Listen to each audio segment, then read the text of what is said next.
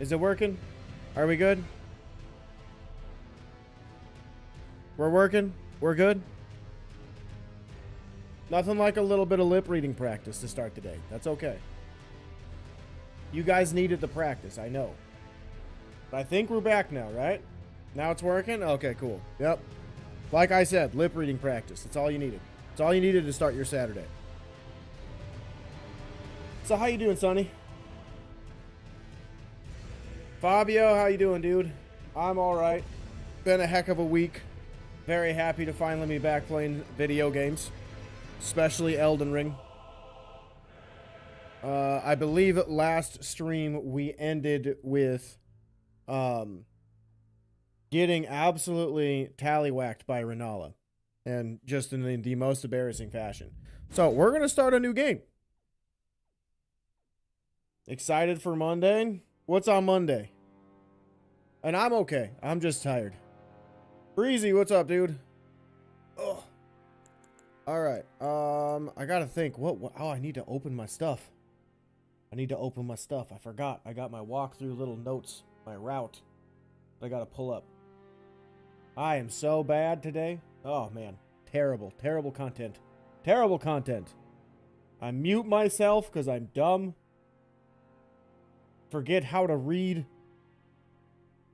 Alright, there we go. Let's see. What weapon do we want to choose today, guys? I'll let you guys choose, because we ended with the Halberd last time, and that was probably, like, the second best run we've done. The other one would be with the Bloodhound's Fang. So, I'll let you guys choose. You gave an interview for a new job and got selected. Monday will be your salary negotiations. That's pretty cool, dude. Awesome. Congratulations. Watching the stream on the clock. You criminal. Stealing time from work. What a legend. What a legend. I may or may not have done that in years past, too. So, I feel you. You're streaming The Witcher these days. Great story, great atmosphere, great combat system. Hey, that is true. That is 100% true. My only complaint with The Witcher series and The Witcher 3 is that there's too many cutscenes. That's the only complaint I have. Otherwise, it is a fantastic game. Fantastic game. But, let's see. What weapon you guys want to choose for the run today? We'll do it. Well, I'll let you choose the first time, and then after that, I'll choose. You know, if I don't, I automatically suck. So, you guys can pick good. But the only real stipulations, Bloodhound, OP early. I mean, that's a good pick. A Dex build. Well, technically, the Bloodhound's Fang would fall into that.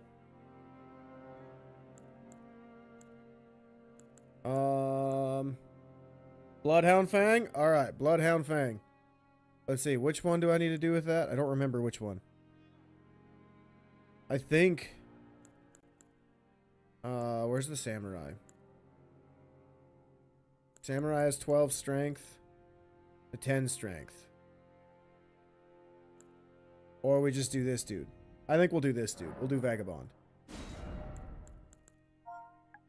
I think this is number 15.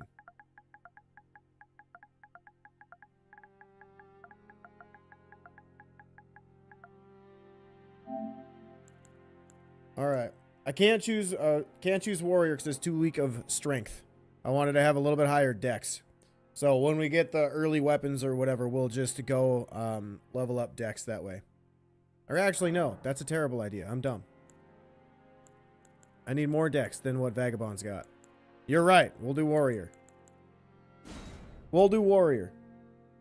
Because you don't technically have to have all of that strength in order to use the weapon. I saved this dude over my other pick. Oh, that's going to make me mad. Dang it. That was my favorite person that I made. Oh, well. That's fine. That's fine. No big deal. I'll just spend an eternity off screen to remake that character. Alright, do I remember how to play video games? I've literally had no chance to breathe this week. With the exception of editing part 1 of the DLC, which is finally up on YouTube. So we'll see how this goes. I have like zero faith in me, but that's fine. How was your week? Dude, it was incredibly busy. So I've talked in previous streams of like sometimes I'll have like a 10-hour day or just a ridiculously long day. And Monday was an unplanned 9.5-hour day almost. A little, maybe it might be closer to 10. And then the rest of the week was okay. I just had a couple of different meetings that drained me mentally. And then Friday was a good 10.5-hour day. That was ridiculously busy. So I am recovering from that. I am still physically exhausted from that yesterday. But other than that, I'm doing good because I got tomorrow I only have to work a couple hours, and then I have Monday off as well, which I plan on doing a lot of YouTube stuff. So yeah. Yours was tiring, work, interviews. You gave 5 interviews on Wednesday. Oh my goodness, dude. That's a lot. I know the feeling.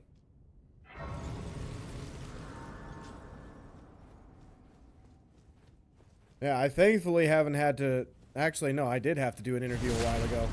It was something that I thought went really well, and then next thing I know, the ones who I interviewed with were like, you know, it was a really good interview, but we're not going to choose you for that position. And I'm like, that's fine, whatever. It is what it is.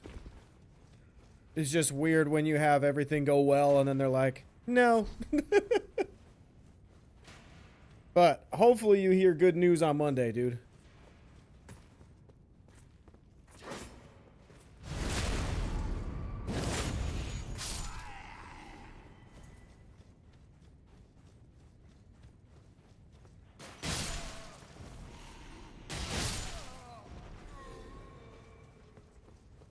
Bob and weave. I ran right into that. I'm terrible. Terrible at video games. Like I said, I don't know how to play this game anymore. I think the last game I played was Night Rain, and that was like a Tuesday morning when I had like an hour or so. I tried the quote-unquote hard mode of the game with Deep of Night for like the first time in a while. And I actually won. I am so shocked. Playing solo. Every other time I've tried Deep of Night, I've gotten demolished. Maybe that's a game we might play on stream.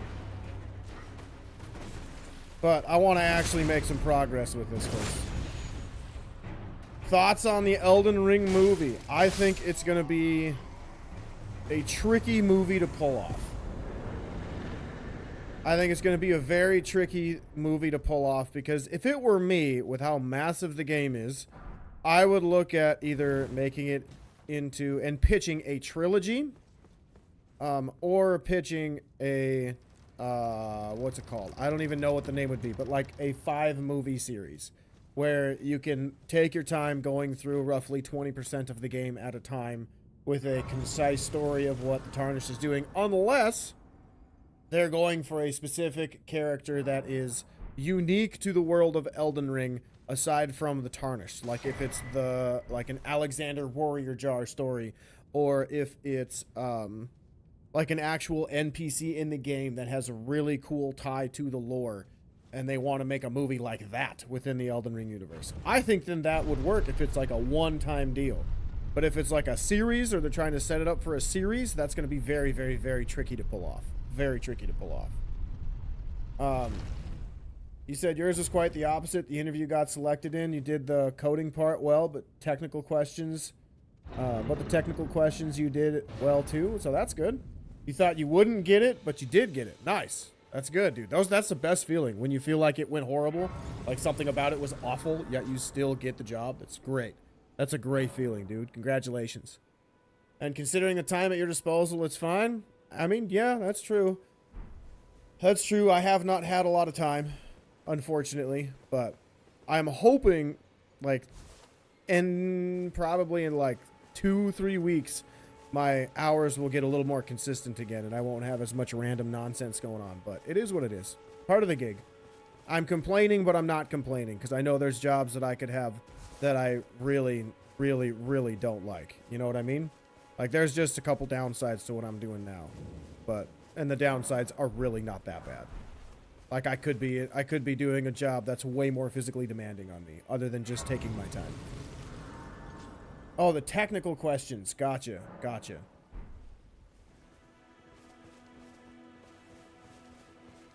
All right, so let's see. I feel like we should go get Bloodhound's Fang after we do the dragon.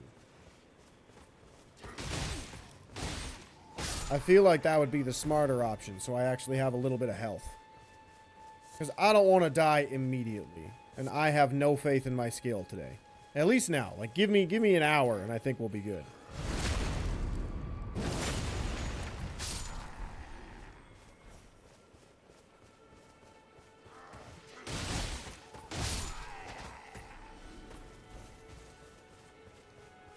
Oh, God. I am very stiff this morning. I feel like since I was so tired throughout the week, I slept in one of two ways. Either I slept in where I did not move the entire night, or I was just a constant turnover, tossing and turning like I got thrown from a vehicle. That was doing the little rollover stuff that happens. Any tips for a Dragonic build? Early game stuff to pick up? Yes. I will show you where to get it. There is a seal that you can get without having to fight a single enemy. You just got to be really good at running, or accept that you're probably going to die. Because there's a room that has the Dragonic seal. And it is... So in your stranded graveyard, if you have the stone sword key immediately, or if you pick one up like by the Storm Hill Shack, you come in here, you go to the very bottom of the area, then you have that golden seed with the ulcerated tree spirit. But one of the paths can lead up to a new section, and that new section is where the Dragonic communion seal is. Otherwise, my tips would be, don't focus on the fire breaths right away. I like the claw attack more. The claw attack just staggers everything in a wide area. It's really cool. So I like the claw attack more than the actual spells. And then once you get a couple of the other different spells available, I think that's when the game really opens up with the Dragonic spells.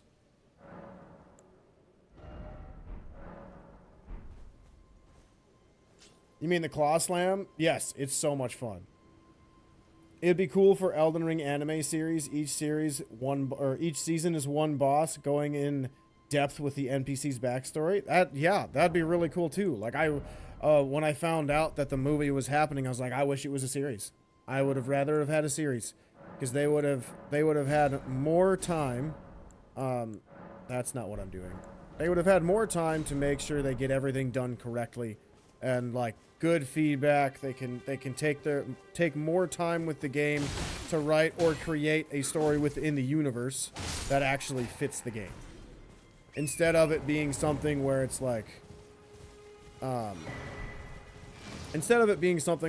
very rushed, or they change a lot of the things and they don't follow the source material, like kind of what happened with the end of Game of Thrones, or with the Witcher series, how they just stopped following the books even though the whole story's been written. So yeah, I don't know. Game's too huge to be put in an hour and a half. I hope the movie's at least 3 hours. I really do. I hope they give it the Gladiator treatment and make it almost 4. Or an extended edition Lord of the Rings where they make every movie ungodly lengths of time, and I enjoy every single minute of it. Because the extended edition Lord of the Rings, I think if you watch the first one from the Fellowship of the Ring all the way to Return of the King, I think it takes like a full 12 hours or something like that.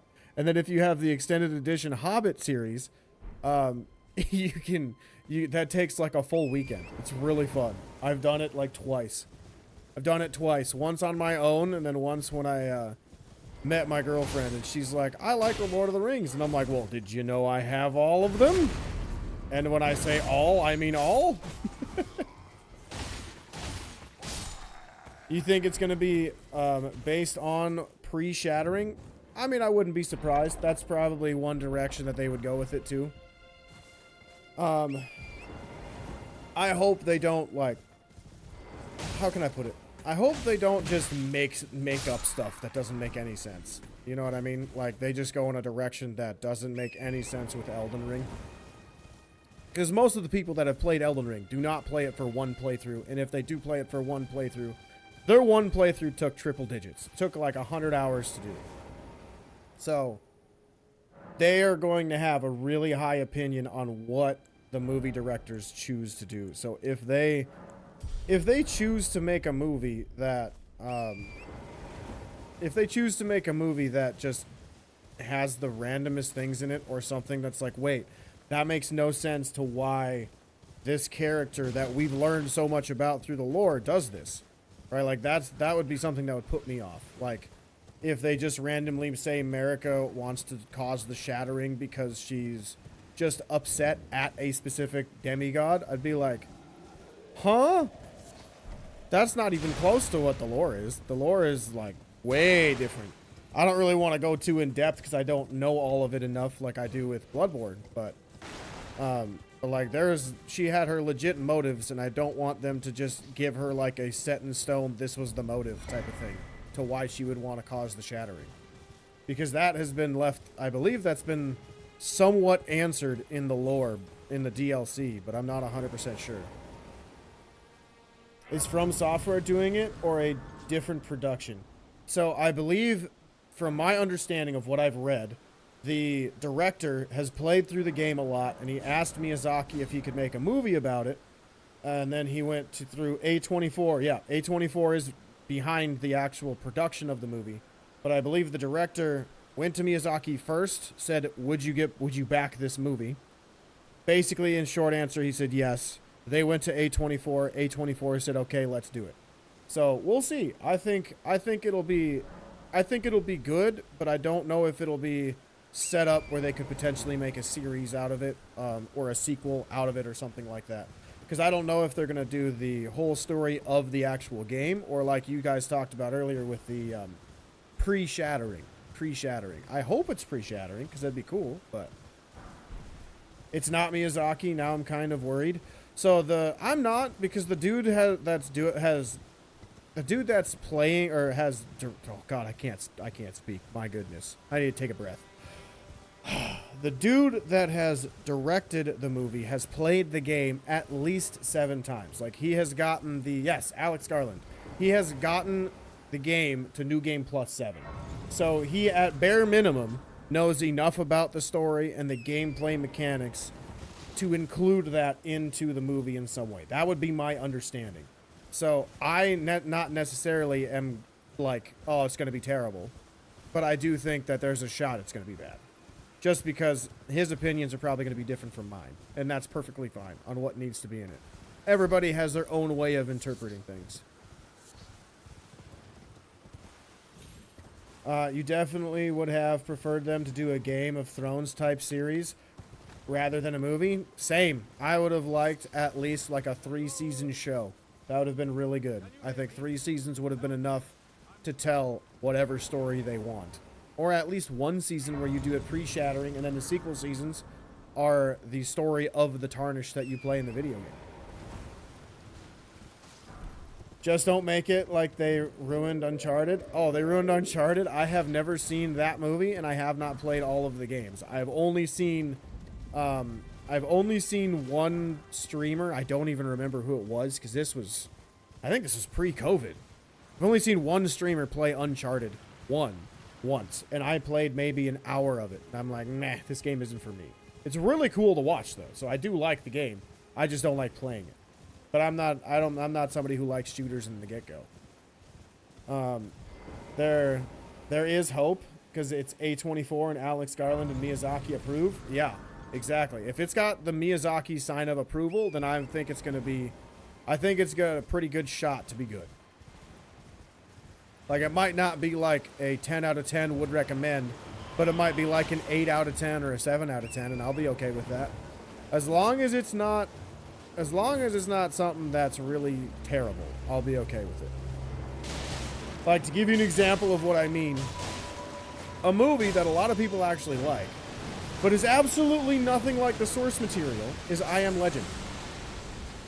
I Am Legend is a book about vampires and the director and creative team made it so it's zombies or like a mutant virus thing instead of vampires, and they can actually talk, the vampires.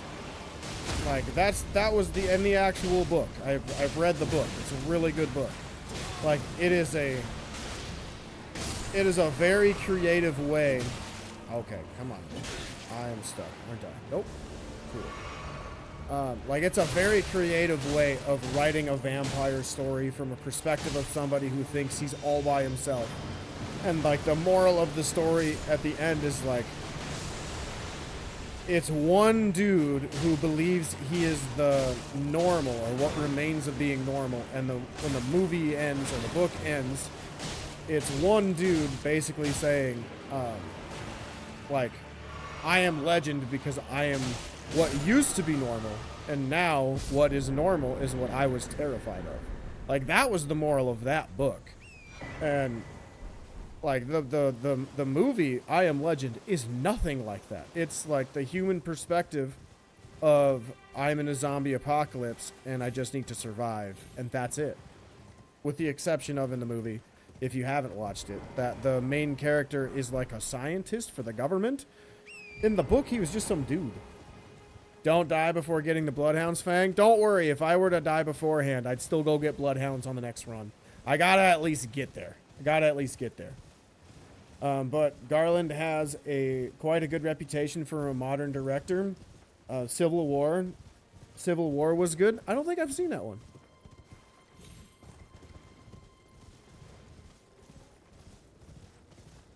Or was it Captain America Civil War? Because that movie's pretty good.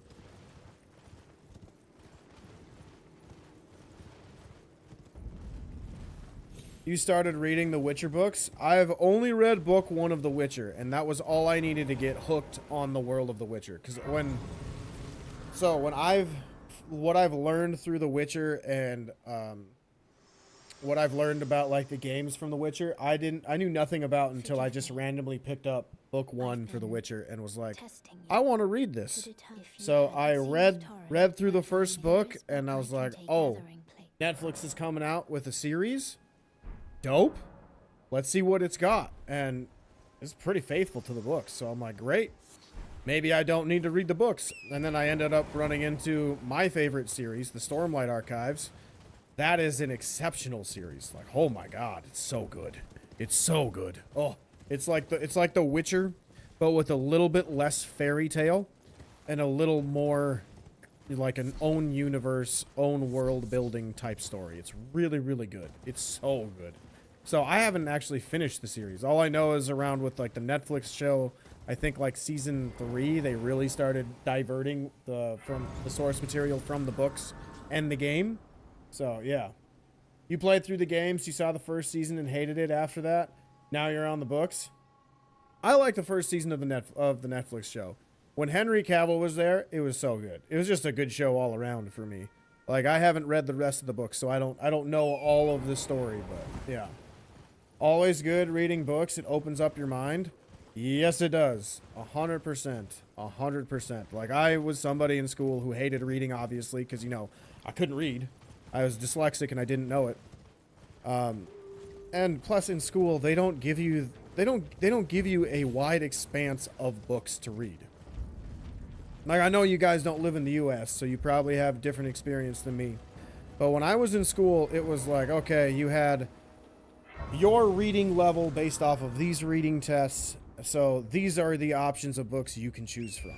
And it was like, okay, great, but none of these books are interesting to me. None of them pique my interest, so I don't want to read them.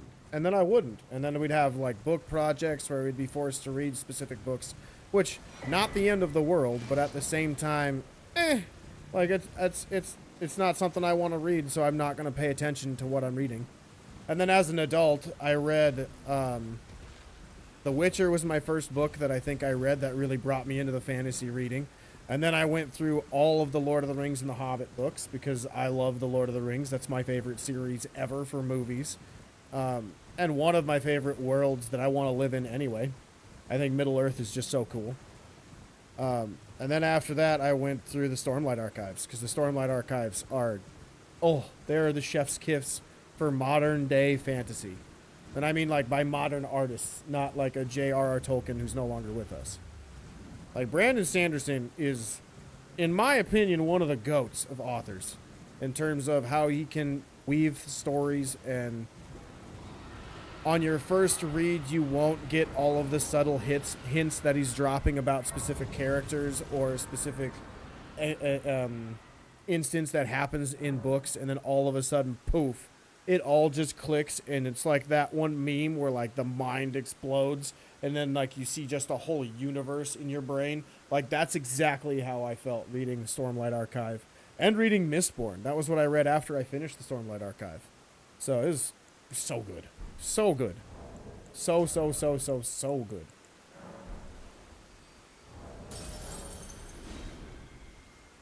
Alright, let's throw the flail on, even though we can't use it, because we got to get our levels up. And dexterity.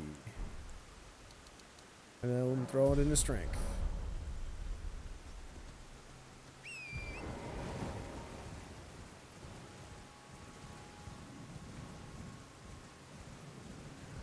I wonder if somebody's tried making a book within the Elden Ring universe. I feel like somebody probably has. I wonder if it's any good. And I don't mean like what I did for YouTube, where somebody makes a guide. It'd be cool though, because I know that's out there.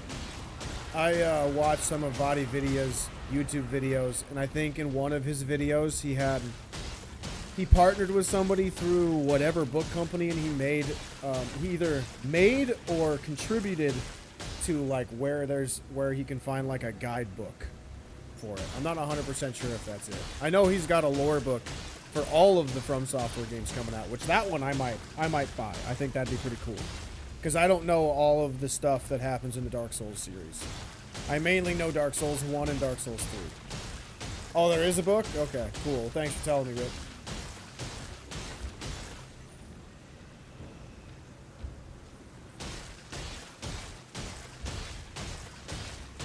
Yeah, Vadi's making a lore book. Yeah, I'm very interested in all of that, because I have a few different From Software like art books and whatnot, so I'd like to add that to my collection of From Software things. I think I got one up behind me. Yeah, you guys can see it. It's the Bloodborne art book. It is right... Oh, that's not the right side. It's right there, right above my Bloodborne board game. Which, that's a really fun board game, by the way. I don't know if I got any, like, D&D guys watching my channel. I don't play D&D, but I play games that are close to that, where you can do a little bit of role-playing. It's a lot of fun. It is a lot of fun playing that game. And I've got one of the expansions, too, for that game. It's so good. So good.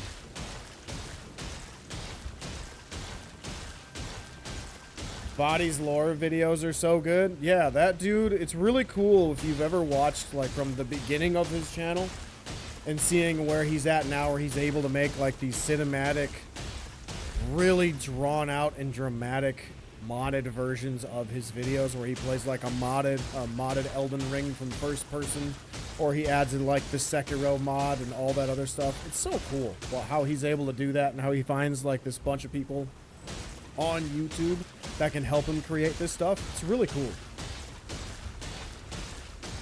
Miyazaki is a huge fan of gore manga. No wonder where he gets his ideas for his games. Yeah, he's a fan of Berserk, a huge fan of Berserk. That's my favorite manga, and probably my favorite anime too. The 97 one, 1997 Berserk. That is the GOAT of anime, in my opinion. At least for fantasy anime or dark anime.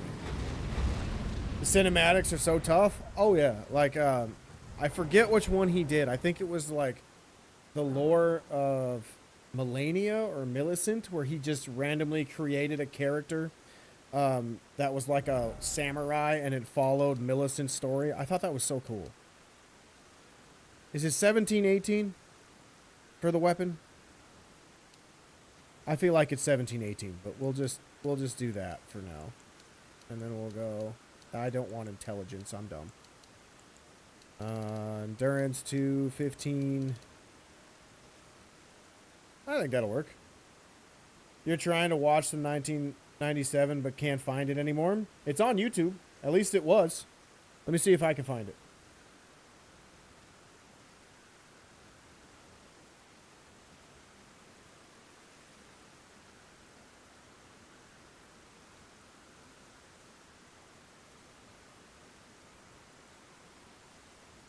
Yeah, it is on YouTube as of right now.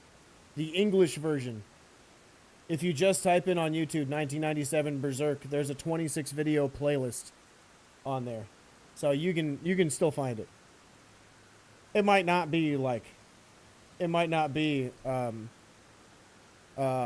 what's the word?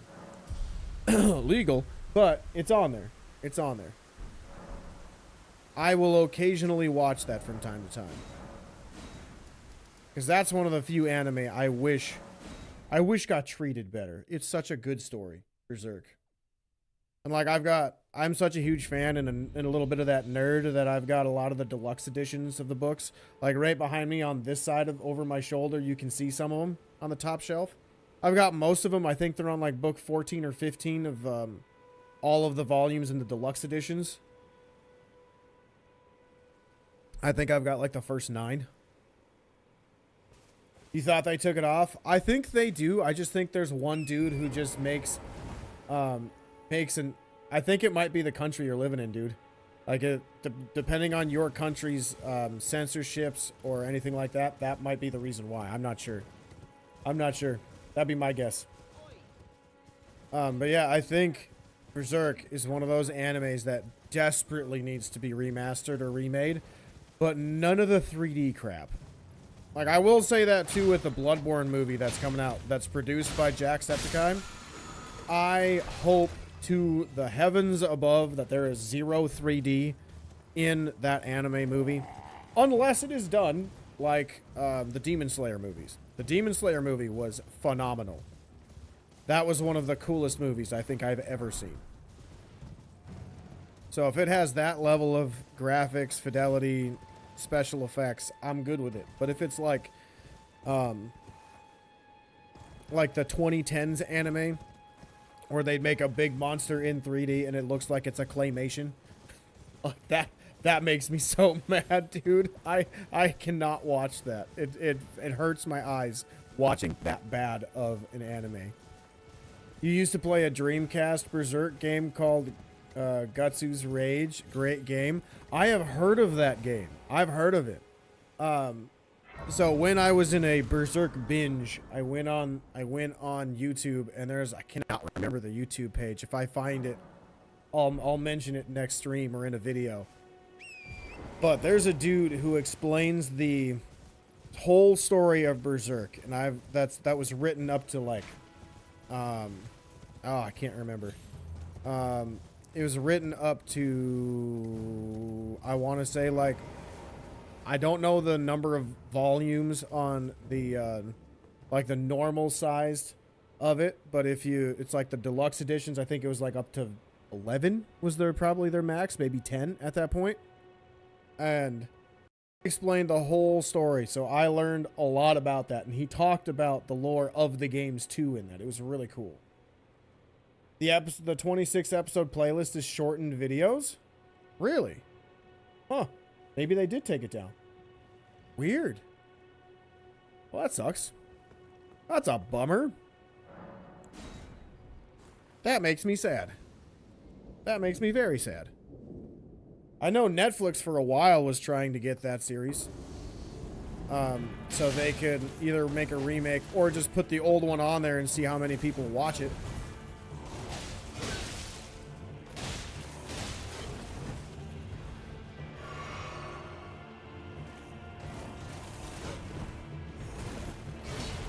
That's not the way I was dodging. The camera got a little weird. Or my positioning, one of the two. Good move, sir. You remember it was on YouTube at one point? You believe they took it off? Now you can't find it anywhere? I don't know. Maybe I had something to do with it. I did talk about it a few times in my either YouTube videos or on stream. Maybe they were listening. I don't know why they'd listen to me. I'm a nobody.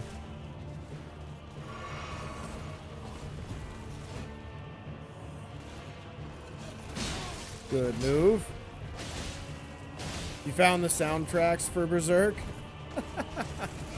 That's funny. They do have a banger of a song in there. I don't remember what it's called. I think it's like Gatsu or something like that. That is a banger of a song.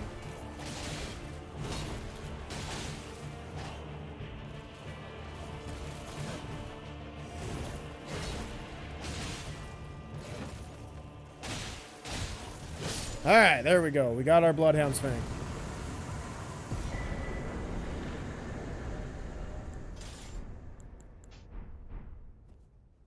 Beauty. We're locked in for the game now. We actually have a run.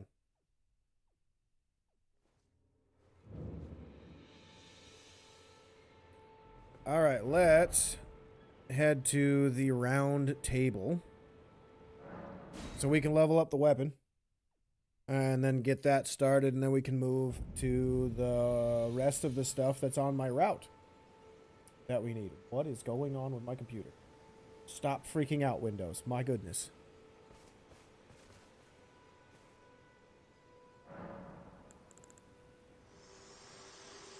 Alright, so we need to get golden seeds from Stormhill Shack and the stone sword key there. We got to talk to Kenneth Height and go to Fort Height. Then we need our tears and our physic. And then we need the tears by the Erd Tree. And then we need to go to Weeping Peninsula. Gotcha. We can talk to Blythe for a somber. Which somber stone is it? Do you know? Because if it's a somber 3, that's worth doing. If it's a somber 1 or a 2, not really.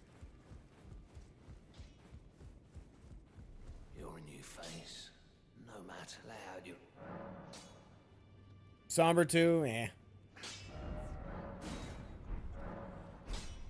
I only say that because there's one by Castle Morn, which we don't have to do anything, just run and pick up, so. And it's right next to the castle, so it's not like it's out of the way. Okay, what was I going to do first? Golden seeds. Okay, so we got to go to Stormhill. Nope, we got that one already. We did not grab the stone sword key, though. Right? Did I grab it?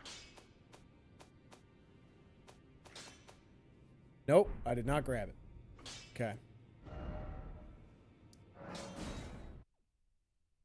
You love the DLC video, man? Switch back to the Greatsword with the Savage AO Ash of War. Just so I could switch up the build some. So powerful. Oh, God. Savage Lion's Claw is stupidly broken. It's stupidly broken. And I say that in the best way possible. Because the DLC... You haven't played the DLC before, have you, Rip? I can buy a 1 through 4 or a 1... Yeah, 1 through 4 from EG. That's true. I just don't like to do that. Because that's way out of the way in Liurnia. I kind of want to do everything I can in each area first. So, but that is a good idea. Maybe one day I'll switch it up and do that. Where's my... I did. What the heck? I always grab that. Oh well.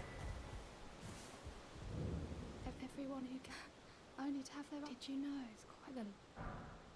You were heading to... When does she go back to the round table?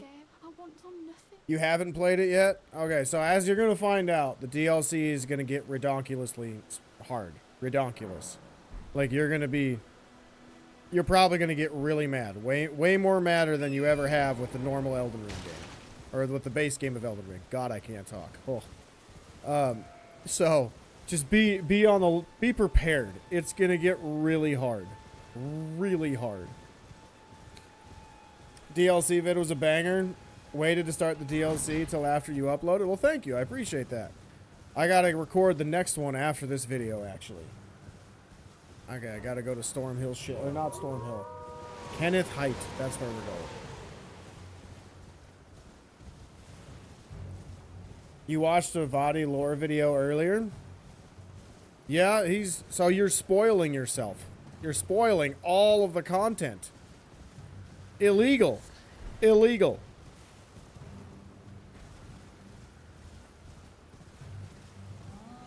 Where's my drop down? There's a drop down somewhere over here.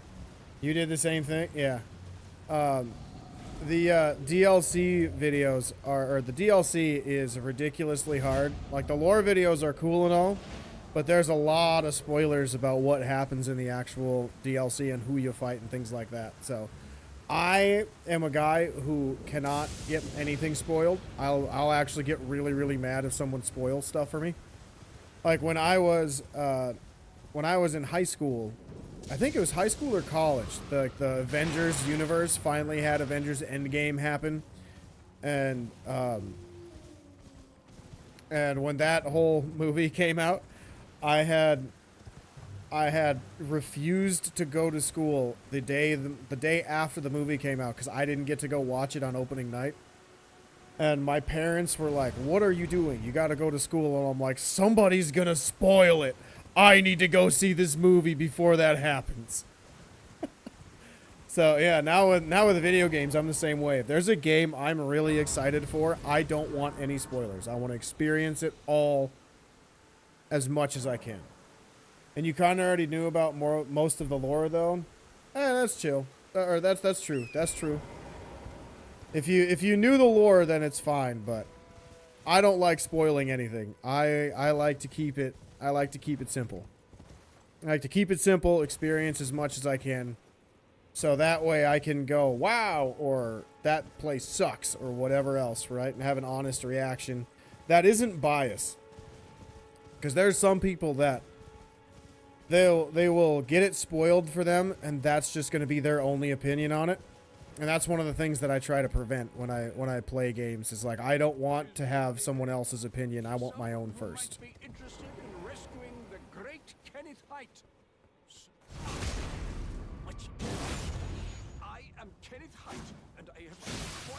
Holy bleed. Holy bleed, my God. Okay. Wow.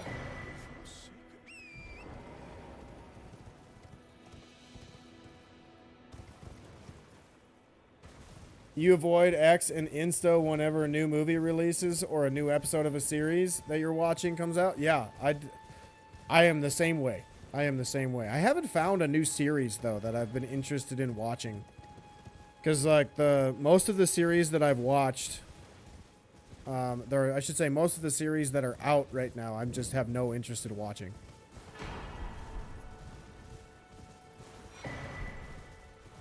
You try to avoid any spoilers. Your friend tried spoiling Invincible for you, but you had to finish the new episodes. Yeah, or before you could finish the new episodes. Gotcha. Yeah, that's a show I have not finished. I have seen season 1 of Invincible. I want to wait till that show has. How many seasons is that? 3? 3 seasons have been released, or they're on season 3 right now. Because I like to wait until there's like a 3-season minimum, so I have a lot to occupy my time. It's so peak. Hey, I loved season 1. I thought it was really, really good. I know like nothing about season 2 or season 3. Oh, it's on season 4. What the hell? I got to start watching that then. That's on Amazon, right? They just finished season 4. Okay. Well, it looks like the girlfriend and I got a new show to watch. Of course, my girlfriend is a little different than me. She likes watching some of the most randomest shows on Netflix. So, she likes watching game shows. And every now and again, I'll go outside the office, or I'll wake up in the morning, and if she's somehow miraculously beat me to being the first one awake, she will have one of her English dubbed Korean or Japanese, Chinese, some Asian show that is probably really good, but because it's English dubbed, I just go, why am I listening to somebody who doesn't have that voice talk? And that's all I can fixate on. It's so weird. But some of the shows are really interesting. Like, she watches one where it was basically a game show for people who were ridiculously good at math. So they had to solve some complex math problems every episode, either as a team, individually, or do it while doing some different challenge. And I'm like, what in God's name are you watching? And she's like, it's a math game show. And I'm like, what are we, in school? Oh my God. Why can't you watch something different? Like a normal person. Okay, well, we're really only here for the golden seed. I don't need to fight these dudes. Oh, The Boys is good too. See, that's one of the few shows that I've had so many people tell me that it's really good. I just don't want it to, I don't want it to suck. So I haven't watched it yet. I'm sure there's people out there that are probably get what I mean when I say, like, if you hear something's always really good, really good, really good, you just don't want to watch it, or you just don't want anything to do with it. Because I was like that with Helldivers as well. Because a couple of my friends played Helldivers, and they were like, man, Helldivers is so fun, you gotta hop on. And I'm just like, it's just, it visually looks really cool, but no Dectus? Nah, we'll fight Magma Worm. I like running through that cave because of all of the +4s anyway. Like the +4 smithing stones. And I think they have a smithing stone 5 or 6 in there as well. So it is kind of worth it to do that. And then you get the Magma Worm boss fight as well, which is not hard by any means, but it's easy levels. Easy levels, and we get to Altus Plateau a little bit earlier because we won't have to go through Caelid.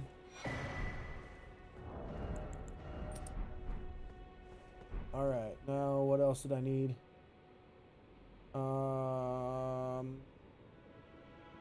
Did I get the tears by the tree? I think I did. I did. Okay. Then let's go to Weeping Peninsula.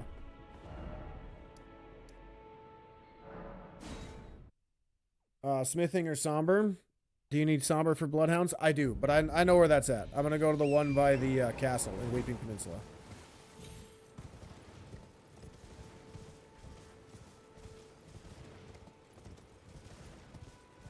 Because we've gotten everything else as of right now, to my knowledge. Because the only thing we need is just another Somber 2, which is on the way. Otherwise, we need a Stone Sword Key, which is going to be on this bridge. Or just past the bridge. And then we have the 3 Sacred Tears that are in the Weeping Peninsula. And then we have the Avatar boss fight, and then the Zamor boss fight that we'll do.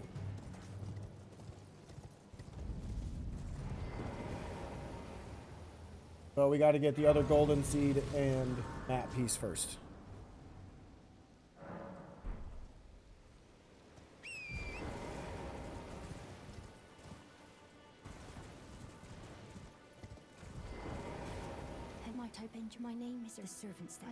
All right, let's do your quest really fast. Because I like doing her quest because it gives me that madness talisman. Just in case I decide to add some madness to the build. Madness is one of those things, though, that I wish was stronger. I wish it had more. Like, they gave just basic magic like 1 billion spells, and then they only gave 5 madness spells.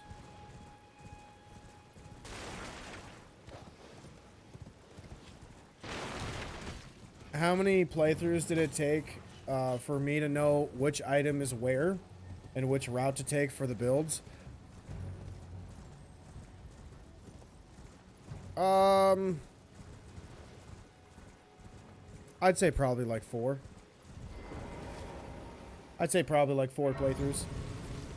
Because when I played every version of the game, I played it. I didn't do like a speed run, or I didn't like go get this weapon as early as I could. Like, I just played the game, and then when I got to a certain point, I was like, okay, well, that's there, obviously. That's there, that's there, that's there. And then so on from that. But then when I started doing, like, my version of a speed run where I just didn't fight anybody, kind of like I'm doing now, that probably took me, like, another 10 tries, 10 playthroughs. Just because the game is so massive. Like, I know where a lot of things are in the early game. So, Limgrave, Liurnia, Altus Plateau, I think I know pretty well. But Caelid, I'm about 50-50 on. And then the late game areas, I'm also about 50-50 on. Maybe less. And the DLC, I have no idea. I have no idea where anything is in the DLC. I think I've only beaten the DLC like 3 times. And it's mainly because of that one mofo, Consort Radon. Like, Consort Radon pre-nerf, hands down, made me question why I like Souls games. I thought that fight was so ridiculously unfun. It was ridiculous.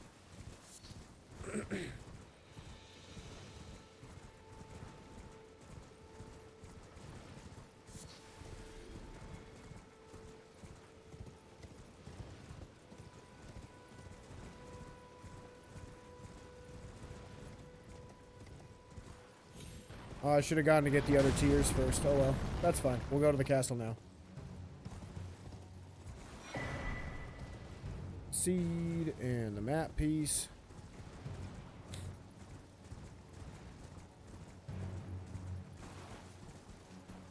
You heard about DLC Radon was broken? Was that true? Let's put it to you this way. Promised Consort Radon, pre-nerf, basically never gave you a moment to breathe. Like, you know how Melania is sometimes has her RNG is just so relentless, where it's like, I don't have a moment to breathe, I don't have a chance to heal. That was the Radon fight all the time, every single time. And first phase is fairly consistent, so it's like, oh, you can figure out his moveset, you can kind of read and judge what he's going to do next, because his first phase move pool is very limited.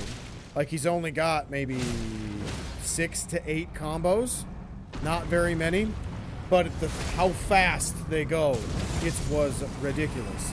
And I think they barely slowed him down in the patches, in the updates since. I think they barely slowed him down. And in second phase, with all the lights and everything like that, that blind your vision to hide the tells of what he's going to do next, it made it so ridiculously hard and so unfun for me that I was like, okay, I legitimately don't know how many times I'm ever going to go play the DLC again because of that one singular fight. It's not that it made the game bad or anything like that. It's just like the final boss, that was the hardest boss fight I've ever had to do in my life. I've done a lot of different challenges that make boss fights harder. That fight pre-nerf was the hardest thing I've ever done. I can say that hands down. Hands down. You ready to get off work so you can play your other playthrough to get the Elden Lord ending? Rewatching your vids while doing it? Oh yeah, I forgot about that. You're using them again. That's good, dude. You gonna go for a full 100 style playthrough again, or are you gonna try to do something else? Like, just kind of bum rush the items you want and then go from there?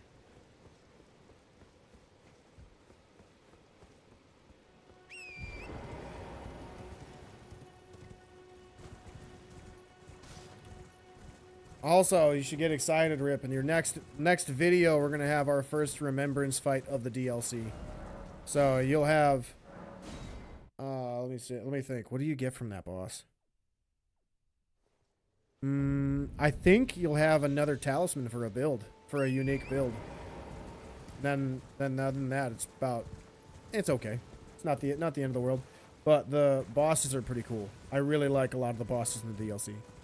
You've never played the DLC, of course, but you saw that fight. Some attacks, like when he throws light shadows at you, look like a raging demon move from Akuna. Yeah. Yes. Yes. Yes.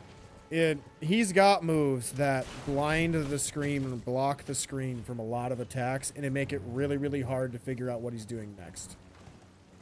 You're just going to get the necessary items, trying to learn where they are and stuff, just making sure to do all the fights and stuff. Probably gonna do Fia's ending. Fia's ending's pretty cool. It's pretty cool in the lore context. The one ending that just kind of made me laugh when I did it just to see what the differences was the Dung Eater ending. That ending just kind of made me laugh. You don't get a specific trophy for doing Fia's ending or Dung Eater's ending, but yeah, it kind of made me laugh. Can't wait for the next upload. Neither can I. That's what we're going to be doing right after the stream. I'm going to be working on our first legacy dungeon, or our first half of the legacy dungeons, because we can't do the other half because it's locked. But we'll get as far as we can go, and then we'll move to the next open world section after that. Also, what do you guys think? I asked this question in the first episode. If you guys haven't watched it, no big deal. What view is better? The Great Plains view when you walk out of that tunnel and you see the DLC for the first time? Or is it Limgrave? like coming out from your first steps. Which one do you think is better? Thea's ending counts towards the Elden Lord ending, right? Yes, it does. Yep. That one, the Golden Mask ending, Dung Eater, and then there's just their basic ending as well. That, like if you don't talk to either of those characters and you just beat the game and restore the order, yes. That will all count for the Elden Lord ending. So I'm a little partial to the DLC because I am a dude who loves, like, dark, gothic, gritty things. So seeing a black world environment and like a clouded, veiled sky was so cool. I was like, oh my god, this was made for me. That is a world I want to live in, right there. I like open sun and vistas like that, but I am a sucker for anything that's like night themed, darkness themed, and things like that. Like, oh, so good. The DLC view is pretty nice. It's really close. You might have to go with the DLC. That's pretty good. That's a good choice, dude. Like, Limgrave is awesome. I've just seen it 1,000 times. And I've only seen the DLC entrance, like, probably 10. 10 most. Like, I've beaten the DLC maybe 3 or 4 times. But I've gotten into the DLC a lot of times. So I can do, like, a new game run with a DLC weapon. What do you think about more Morgoth's weapon? You think some arcane scaling? Not sure. I don't know the stats on that weapon. What is it scaled with for arcane? Like if it's got C scaling in arcane, I'd do it. If it's got D scaling, I wouldn't put much into it because you're just not going to get extra damage or status from bleed. Because that's a somber weapon. So somber weapons won't give you a lot of extra buffs. Like this weapon, it will always be locked at 55 bleed. Unless I triggered the Lord of Blood's Exaltation. Then it'll go up a little bit because I'll have a little bit extra power. But it won't do any extra scaling. So, ooh, I should actually, before I fight this dude, level up my weapon to +2 so I for sure don't die.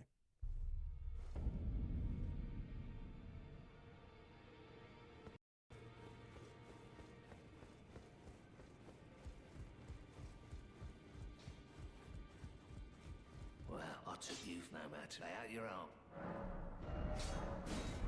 Alright, boom. Now we need to go here, and then we gotta fight the warrior and then the avatar.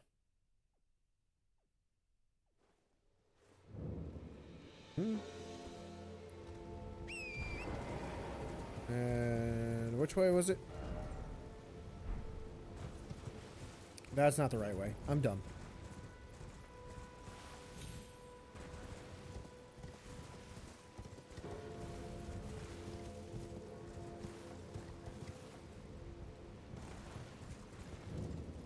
Alright, so we've already used the stone sword key. We got the charge talisman on, but I did not put the charge stuff in the physics, so I won't be going full power, but it's okay. I think we'll do enough damage. Curse sword is DBD, full power, strength, dex, arcane. So I wouldn't really worry about much arcane, as arcane doesn't really do pretty much anything for damage. It just kind of helps with getting bleed to proc and then your item discovery. So it's up to you. I wouldn't put much into it. I'd focus more on your dex and your strength, because that weapon's gonna still do physical damage. Arcane doesn't add any more damage. It's just status. Ouch. Good move.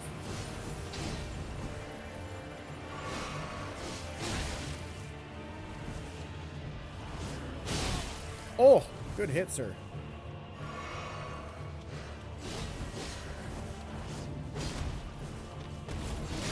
Oh, he baited me. What a legend.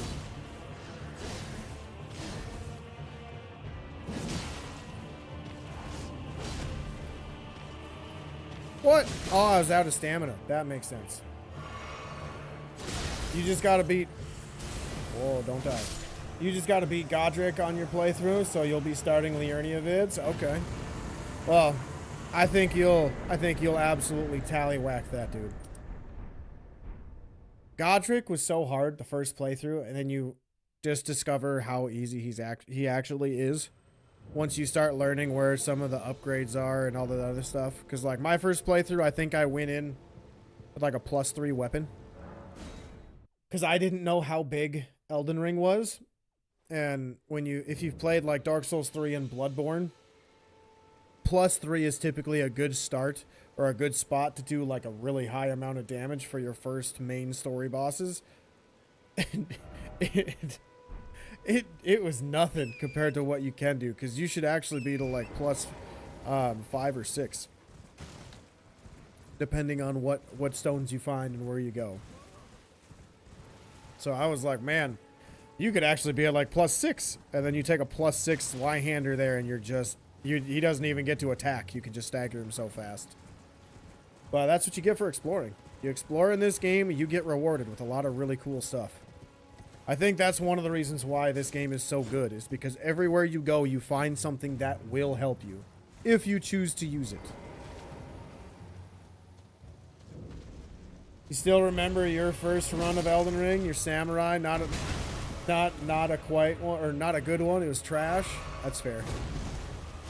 Mine was probably the worst that it could be.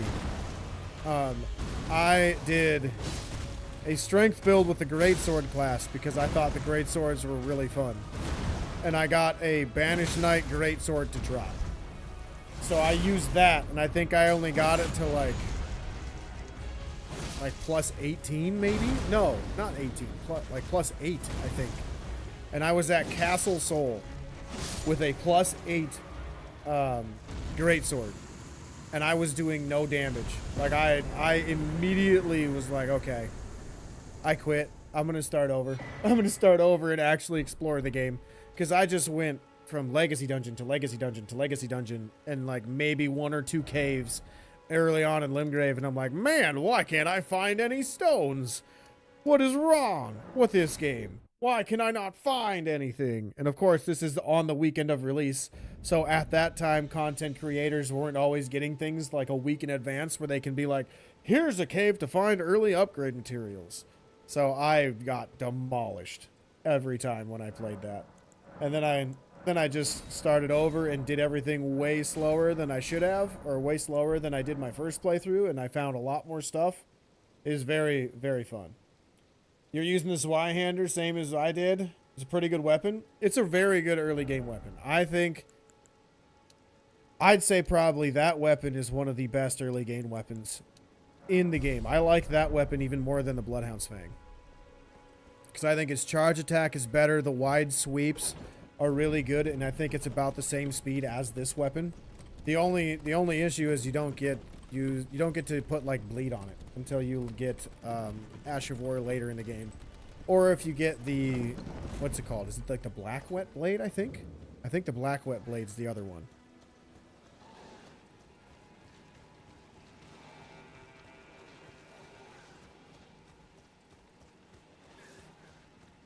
The one thing though that's really hard for me to do in this game is try to use magic. I just don't use magic in video games. Because I think it's just the easiest way to play. I like being up in everything's face, trying to be better than whatever boss I'm fighting, or enemy I'm fighting. You're trying to play with weapons you haven't used before to experience different things. I really recommend fists. Fists are so cool. They're so fast. They can hit like a truck if you're going to use like charge attacks and things. Or you can just use them for speed. Fist weapons are awesome.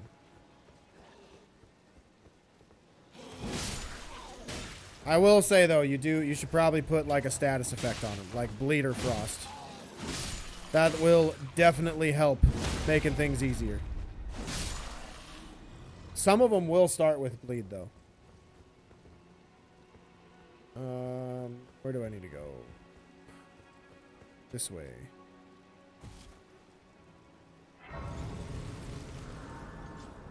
Or if you're ballsy, you can also run into Caelid, the Swamp of Aeonia, and fight the Clean Rot Knights for the Halo Scythe. That weapon is one of my favorites in the game, too. You don't mess with magic either? Yeah. Like, I figured the Ash of Wars are probably what I would use for magic. Like, the Halo Scythe, the Halo Scythe, for example, that Ash of War is stupidly broken, and I love it so much. It just fires a giant ring of light and just a big discus sawing enemies in half. It's so cool. I'm like, alright, that's the only magic I need on my build. I can focus on Dex.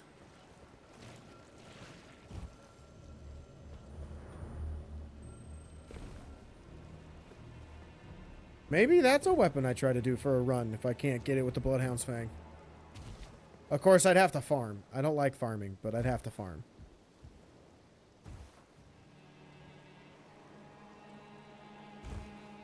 Bet you're not sure what weapon you'll get from Liurnia because I can't remember what's there. Might switch depending on what we pick up there.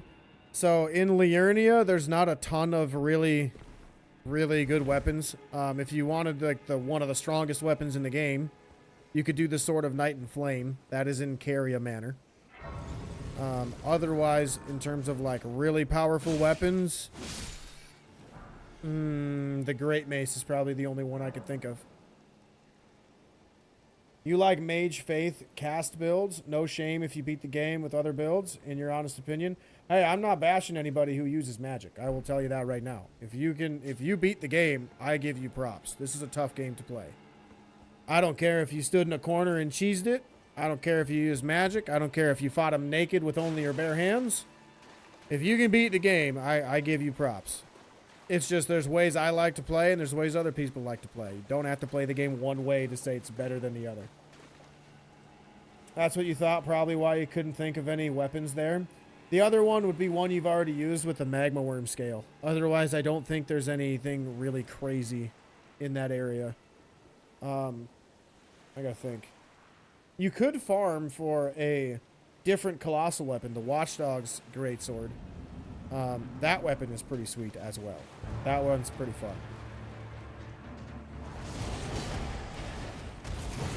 That was dope. That was dope. I actually used the iframes correctly. That was so cool. I never do that.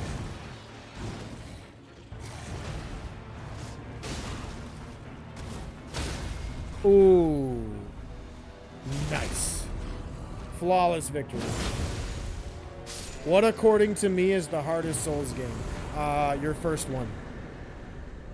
Your first one's the hardest. But if you're asking once you've played them all, I would say... So to me, a Souls game is From Software. So the hardest From Software game that they have made that is considered a Souls game, I would say would be either Bloodborne or Sekiro. And Sekiro, because of the difference in the combat systems, make it really hard. It's faster than Bloodborne, and it focuses on that really fine line of attacking and defense, and blending them both together. Bloodborne is harder, in my opinion, than Dark Souls 1, 2, 3 because of the speed. The speed of that game, how aggressive you need to play because you don't have a shield unless you want to use the really crappy wooden one that doesn't do anything. You can use it, like it is what it is, but honestly, it's way, way faster paced than any of the other games. So learning the movesets, and using like the complex system of the limb break system in Bloodborne, which it's a travesty. They don't have that in any of their other games now. They didn't put it in Dark Souls 3. They didn't put it in Elden Ring. They just did like a basic, oh, you hit me hard enough, I'll stagger. In Bloodborne, each limb had its own hitbox, and if you hit that limb enough, you could do more damage to it after that damage, or that barrier or whatever broke. So, like on the Cleric Beast, first boss in Bloodborne, you break one arm, you break the other arm, and you hit him in the head enough to get his head to break. All three limbs are broken. He'll fall to the ground for a crit. I love that. That's so cool. But they didn't do that in any other game. And it bothers me because I wish they did. They wish they did. You have the Miner's Pickaxe they drop. If you think that's worth switching to, could you try to do a Scythe drop as well if it's worth it? I would say the Pickaxe. Pickaxe actually is stupidly good. Because it does pierce damage instead of blunt damage. There's a lot of heavily armored enemies that get absolutely squished by the pickaxe. Like it's nuts. It's nuts. I would recommend Pickaxe. If you wanted to add in a little bit of magic or faith, I would do Sacred Blade, which you get right over here by this church. It's like right there, something like that, where a beetle is. I did that on stream a couple streams ago, and it was really strong. Like, I was shocked how strong that was in the early game. But what's next on my list? Oh, I forgot to do the quest. Whoops. We'll go back and do it. I gotta do Edgar. Edgar. I remembered. I remembered Gregory's name.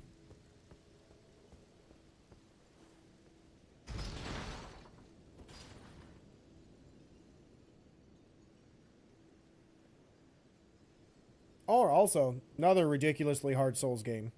Demon Souls. Demon Souls is very hard on your first playthrough. And I think it has the best new game cycles. New game cycles. Because you have to have a complete build before you go into New Game Plus. If you don't, you're not going to have a good time. Everything's going to hit you way harder. The levels are still just really challenging to navigate. Like, if you know where you're going, you'll probably be fine. But if you don't, like me, I've played that game maybe 5-6 times. And I only took one character into New Game Plus 3. And I was like, okay, I think I'm good. I think I'm good. Is it better than the Zweihander or not? I think it is, because the Zweihander does really good sweeping attacks. But it consumes a lot more stamina than what you'd get out of a pickaxe. So I'd go to pickaxe because you'd be able to attack more often. There's a reason why when I get one of those things to drop from one of the diggers in the caves, I'm like, oh, pickaxe. It's because it's really good weapon. For some reason, I think Miyazaki or somebody on his team just has a hard-on for that weapon. Areas are quite hard in Demon Souls. Yes, they are. They are ridiculously hard, and that's one of the reasons why that game is so fun. I don't know where that guy was going, but okay. Stop it. That's what you get.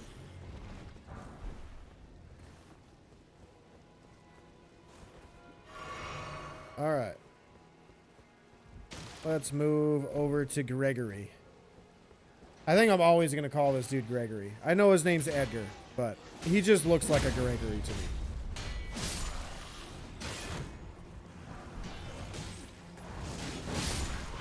Ooh, 2-for-1 special. Oh, dang it. It wasn't a 3-for-1. That's a bummer.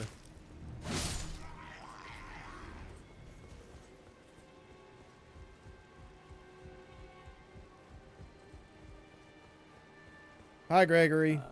There's a face I've not seen before. I'm Edgar, warden of this castle, as ordained by Lord Godric. You can see menials. They gave me All right. I don't want to talk to you, Gregory. I just want to give you your daughter's note and tell you that she's dead. I see, thank you. But I can't, even if they can, ensure that I'm for keeping I'm no longer unsafe. Thanks and devote Marina has a I only hope. All right. So there's that, and then Bridge of Sacrifice. And then we get to see Gregory really mad.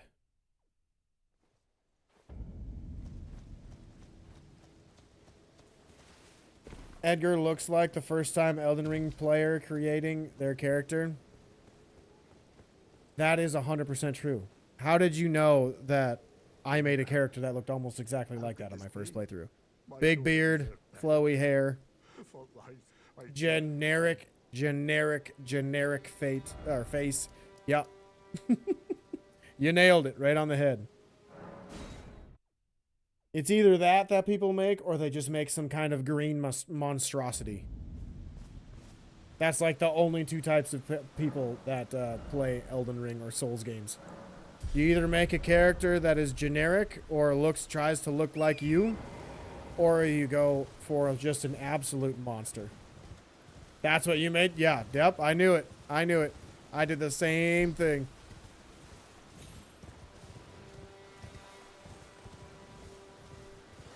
So my girlfriend, whenever she makes a character, for some reason, she makes them like the slightest pale blue looking character.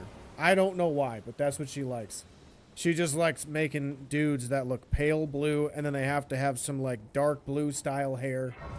And I'm like, are you trying to make your own like vampire or something in every game? And she's like, he's not a vampire. He's like a dark elf. And I'm like, How do you know what a dark elf looks like? Because I don't, and I don't think they look like that. They look like they're in a death metal band. I haven't put my flask on. I need to put my flask on, or my physic.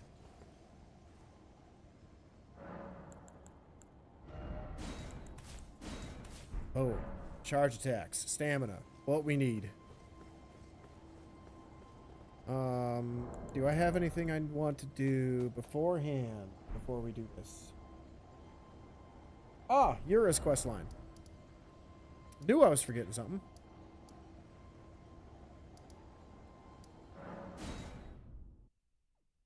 Girls like beards. Your girl doesn't allow you to shave. When you ask her to create a character, she made one with the longest beard. Hey, that's fair. That's fair. My girlfriend has never seen me without a beard. I will trim it to make it look nice and neat, like I'm getting to that point. I'm looking a little bit like a homeless person, but that's okay. Either that or I'm turning into an Amish dude. But my girlfriend has not seen me without a beard or clean shaven, and I'm pretty sure my double chin will just magically appear out of nowhere. And it's just so stay clear. Don't. All right, so we need that, and then we gotta go talk to what's his name. Not talk to, get invaded by him.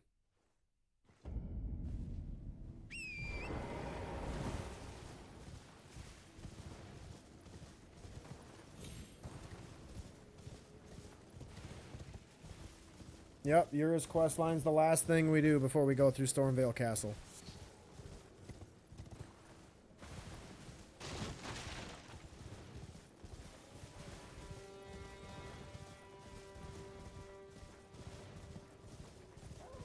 Make her mad by clean shaving it? Dude, I don't even like how I look without a beard. I don't want to see my double chin back again. And my beard takes a little while to get long. Been working anymore on your Instagram content? I haven't had an opportunity. I really haven't. Like, I want to. That's probably what I'm going to start doing on Monday. Because I have a day off from work. I finally had a chance to put in some PTO. Some paid time off. So that is my plan on Monday. Is to either focus a little bit on the walkthrough. And then add in some time for Instagram.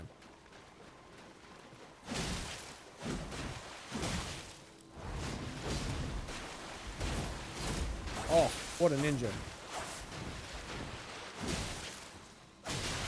No, bad.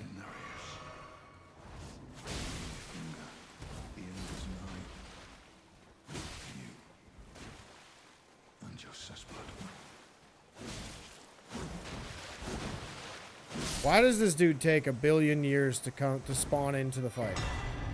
Why did he appear way down there? Okay, whatever.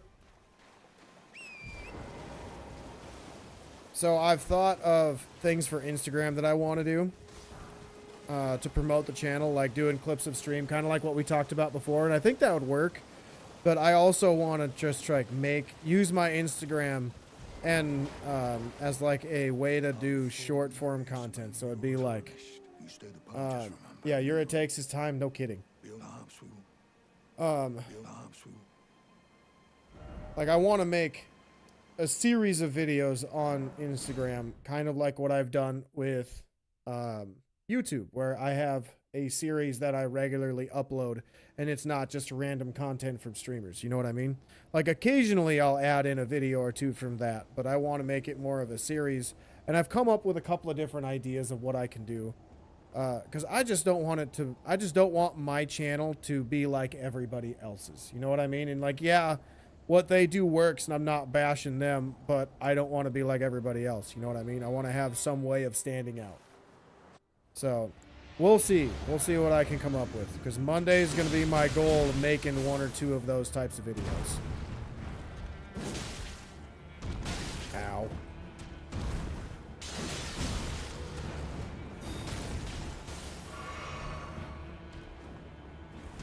That was wrong. That was wrong. I'm terrible. That was wrong. No. No.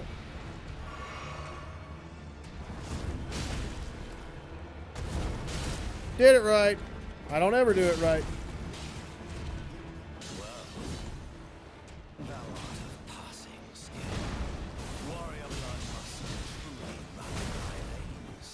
Man, he is whooping me.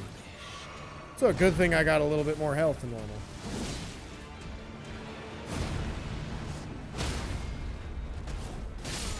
Ooh, beautiful bleed proc. Let's go.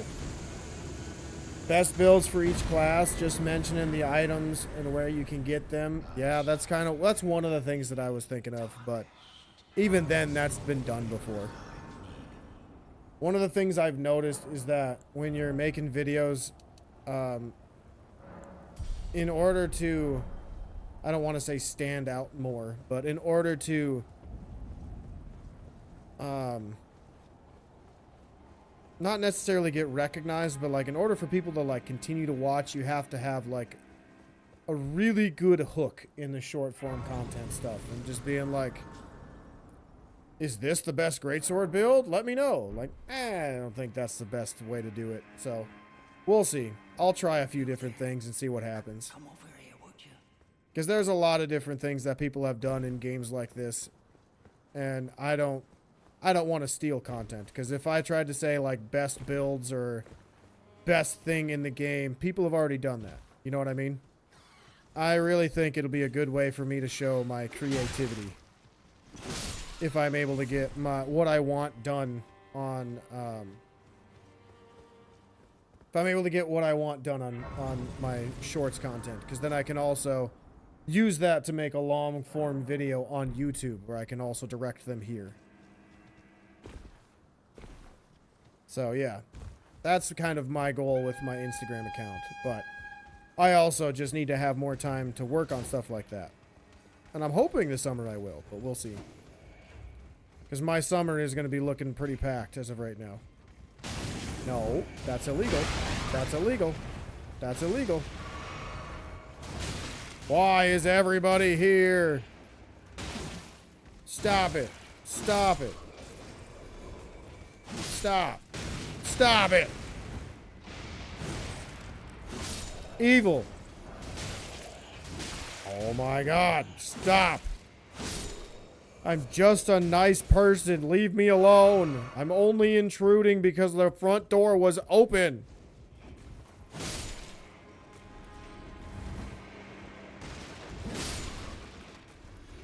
Best builds have been done a million times. Yeah, they have.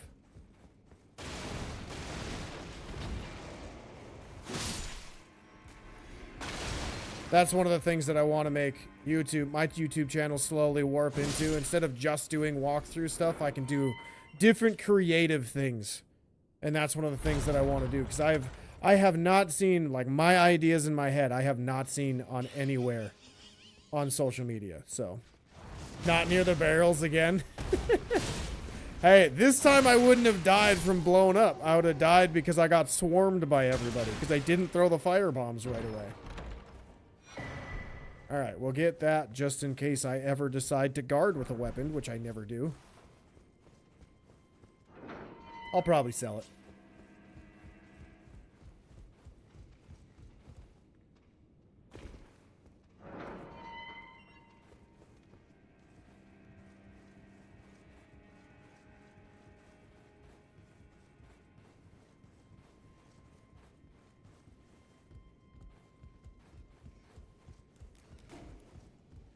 Bad. Alright, let's make our way to our next boss. Curved Sword Talisman works well with Bloodhounds. I'll check when I get to the Grace up here. So, what I believe you want to look for is guard boost on the stats. And if it has a higher guard boost, then yes, it's a good weapon to use for guard counters. It's kind of like crit boost. So crit boost is when you have a critical attack open, where it says critical. That is when you'll have like 100 damage, where when you use a dagger, it's 110. Or 140, depending on what dagger it is. Yeah, so the Reduvia has more crit, but if I were to use this weapon for a guard counter where it says guard boost, I would only get like an extra 16 damage. So this one got 44. It's not bad. It's not bad. Like, what would this look like? 25, 34. This one's 53, so this would be a better weapon to use guard counters with. So, yeah.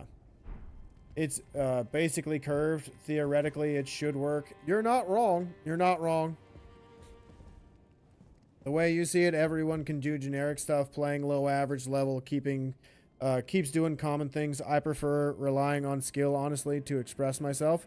Hey, that's true. That's true. That's one good thing about these games is you don't have to play the same way as everybody else. And that's honestly one of my favorite things about this game, is that I don't have to do what everybody else does. And I kind of want to make my content similar to that. Like when I've said it multiple times when I was doing my walkthrough playthrough, like I didn't look anything up unless I absolutely had to. I did legitimately everything I could find. And there's a lot of people that before they even make a video doing walkthrough stuff, they will look up somebody else's walkthrough and use that as their own. I didn't do that. I legitimately played the game. Oh, crap. Can I save it? Nope. Whoops. I distracted myself. Sorry. Wow. That was pathetic. I'm an idiot. I'm an idiot. You know what? That's how I express myself, by being an absolute dumbass. Oh, crap. Oh, my goodness. Hey, it's not your fault, Fabio. That was all me, dude. That was all me. That was all me, myself, and me. Oh, God. That was so funny. Speaking of skills, oh yeah, I ain't got none. We all know that. We all know that. All right, let's see. Oh, that was so funny. Oh, that almost made me start crying. That was good. That was good. It's like, well, I can save it. Nope, no, I can't. Ah, that was good. Let's see. Should I do a dual katana build? I haven't done that yet, I don't think. Because we can get the Uchi katana right away. And maybe I can mess up Yura too to get a Nakakiba. What do you guys think? Should we go dual katana next? A quick save out would have been... Yeah, it would have been. I didn't think about it until I was already dead. So, yeah. I never said I was smart.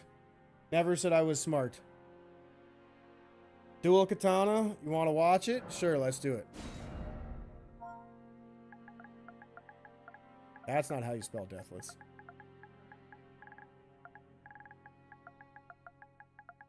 And 16. Yeah. Let's see. We'll swap. Since it's a katana build, we'll go my Zoro guy. Green haired, all that stuff. Yup. We're locked in. Right? Yeah, we're locked in. So my only gripe with the dual katanas is that they don't stagger enemies. That's my only gripe. Otherwise, it's a really fun way to play.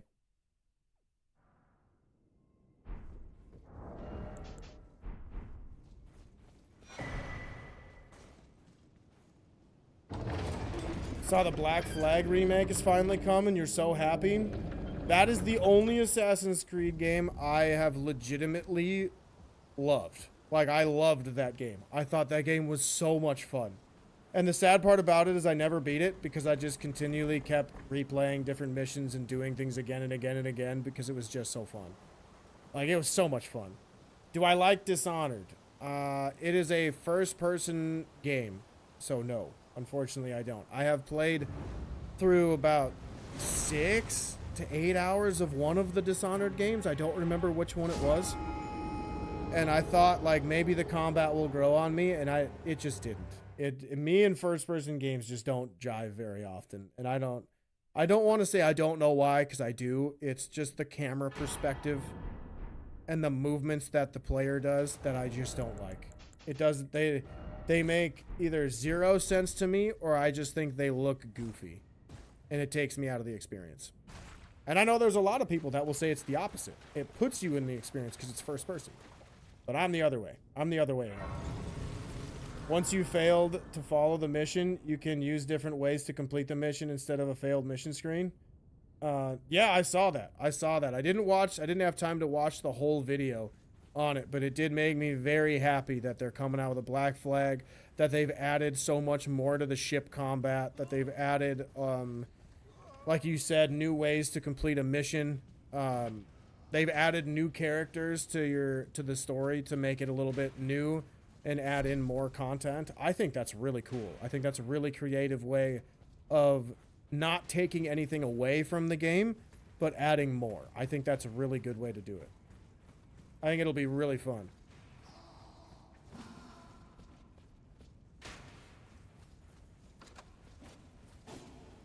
And new combat mechanisms. Yeah, you said it. Yeah, I think that game's going to be really cool. I don't know if I like that when you parry, you just automatically get to kill somebody. But that's just me with the Sekiro voice in my head. I love deflecting and parrying enemies like that. So when they just immediately die, I'm like, man, well, that's a letdown. But, oh well.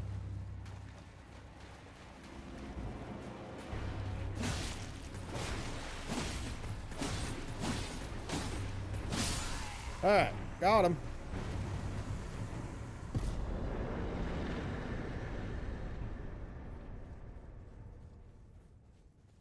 I'm waiting on for game updates. I'm waiting on another Phantom Blade Zero update. That's the game I am most excited for 2026. Like Duskbloods, I think is going to be, it's either going to be really good or it's going to be in the middle.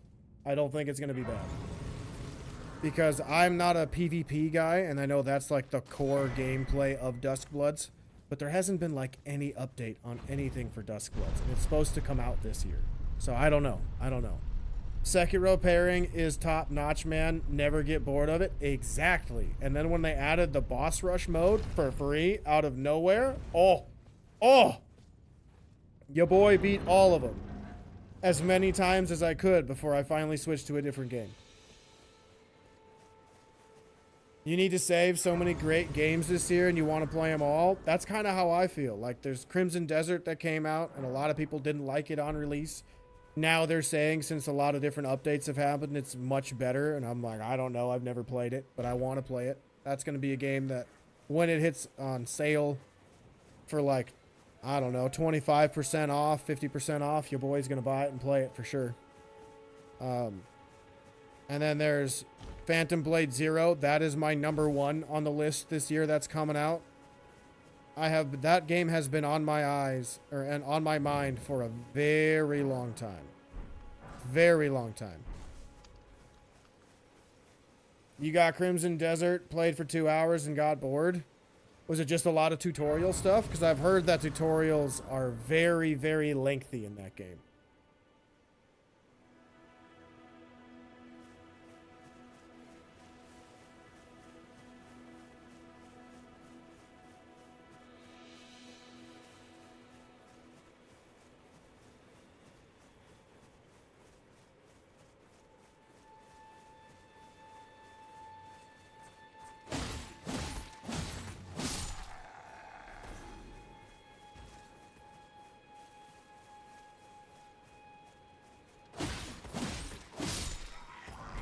To be honest, no tutorials. You need to learn some things on your own. Oh, that's cool. I might like it then. Because I personally despise tutorials in video games. And it's just the way they do them. Like, I like the Bloodborne tutorial. I like the Dark Souls tutorials, where it's just written on the ground.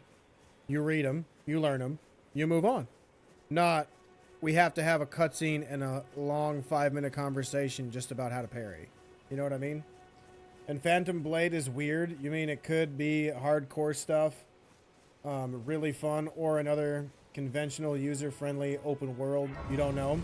So I don't think it's an open world game. I think it is a relatively linear experience, kind of like Lies of P. But I think its combat is the most broad form of combat in any game that has been out there as of yet. And that's what I'm really excited to see. That's what I'm really, really, really excited to see with that. You're graduating with your bachelor's degree this Friday? Awesome. That's cool, dude. Congratulations. Congratulations. So what are you going to be doing after? If you don't mind me asking. You got a job lined up or not yet? The principles you would follow. And you said dodging and countering felt clumsy with Crimson Desert? I could see it. That was a complaint that I heard a lot of people have online. Is that the combat controls were just a little weird and a little off. But apparently they fixed them. I don't know what that means, but apparently they fixed them.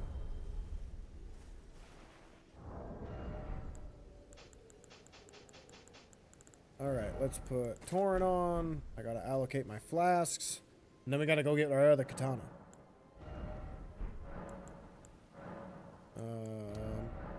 Boom.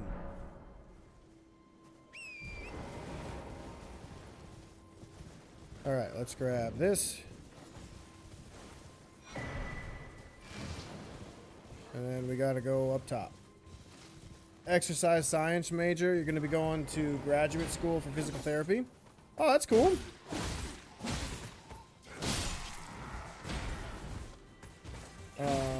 Graduating from the University of Central Arkansas. That's cool. If they fix it, that's fine.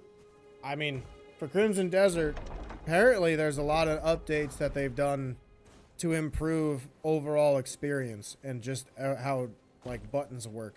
So I think they changed. I think they changed a lot of the settings and how I think they did different. What's it called? I think they changed different inputs methods too, but I'm not 100% sure. All I know is a lot of people like it now, and I don't know. You feel old now? You graduated with your bachelor's in 2017. Hey, I graduated with mine in 2019, and now I don't even use it. That's the dumbest part. Like, it's not the end of the world because I did use it right after I oh, wait, hang on. I gotta go somewhere else. I don't want to trigger the Deathbird.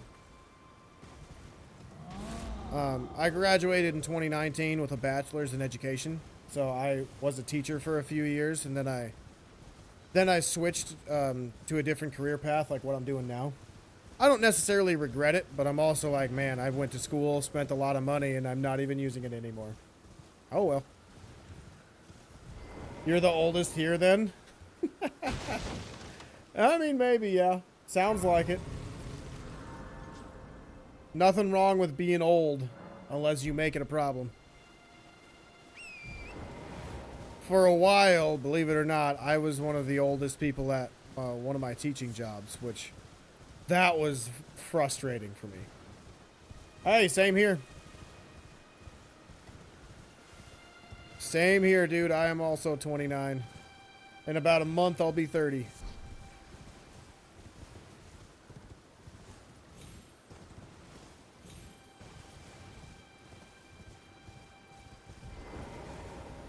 You're the elder for sure.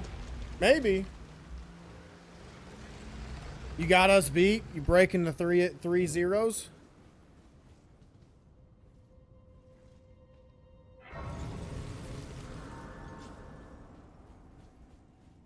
When's my birth date? May 29th. That is the birthday. Just read your nickname. Oh, 83. That's fair. Yeah, you got me. You got me. That's for sure.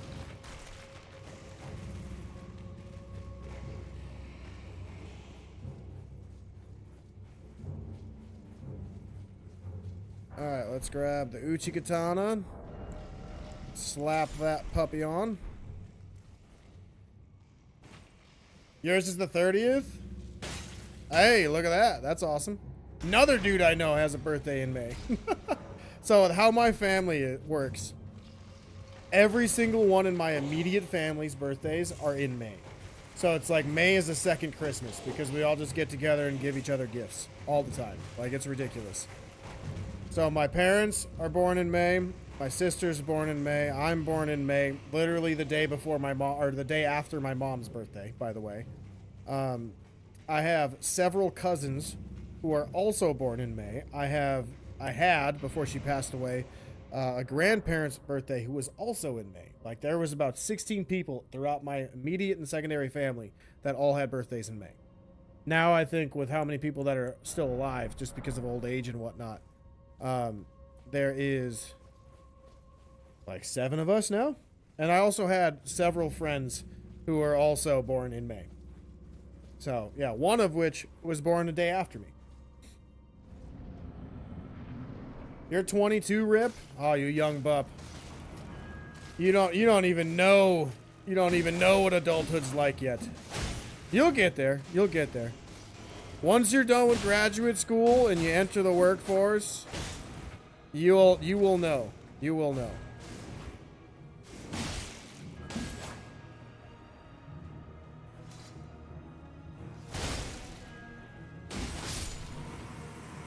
Easy. Easy peasy.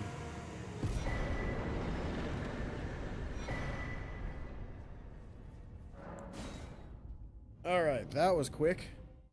Now what do I have to do? I did something I wasn't supposed to with going through the cave.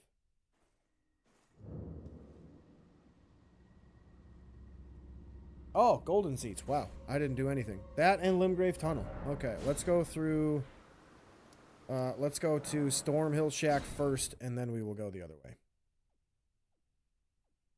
Your whole family is in August. It's a busy month. That's fair. I know the feeling. I know the feeling.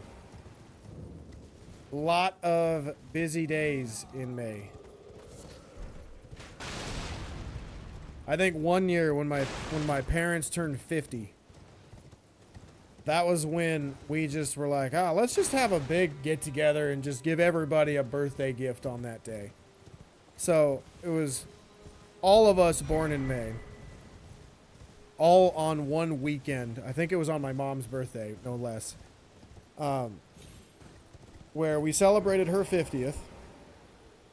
And everybody that had a birthday in May all got their own gift. So, like, and of course, it was at our house, and we did not have a very big house growing up. So we had like 20-some people, maybe more. It was closer to like 25, 30 people in our house with birthday cake, a boatload of food. It was a lot of fun. It was a great time. And thankfully, since it's not in the winter months, we got to go outside a little bit too. It was fun. Got to go. Phone's going to die. Going to wrap up the last hour of work, then get a couple of things to do, and going to continue the playthrough. Well, have a good rest of your day, dude. Thanks for stopping by. Have a good rest of your day. We'll be here, just continuing our run. So, the shack, and then we got to go... Did I grab the key? I did grab the key. Then we got to go to Kenneth Height. I always forget how to get to him, but that's fine. I grabbed the stones over here. I know I was here earlier. I did not grab the stones. Good luck. Thank you, sir. We'll need it. We'll need it. Hopefully I'm not stupid and die again. I can't even blame a boss for that one. That was just me talking. And I don't even remember what I was talking about.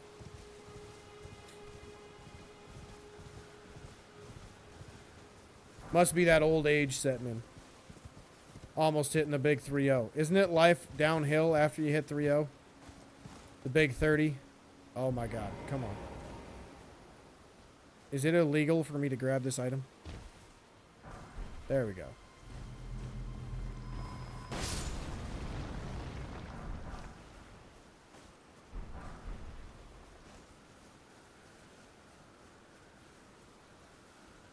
You suppose in daylight in the US it's 8:47 here?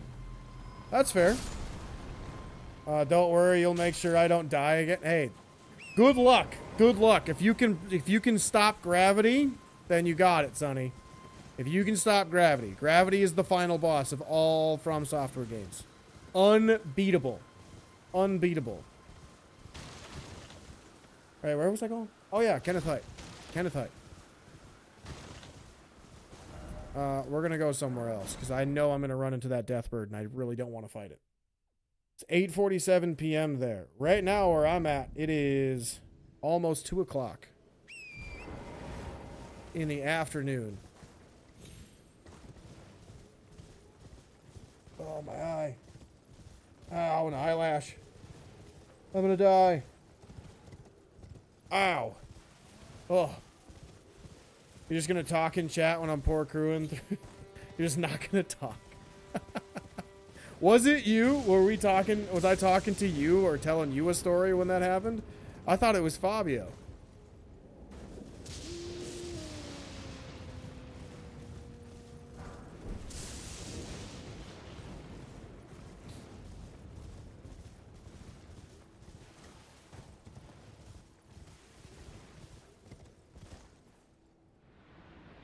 Oh, it wasn't you? All right, then you're good. You can talk.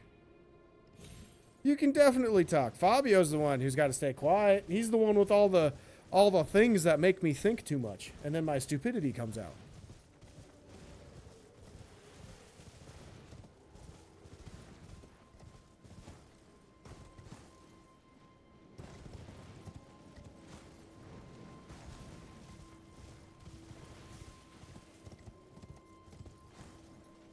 All right, time to talk to Kenneth Hyde again.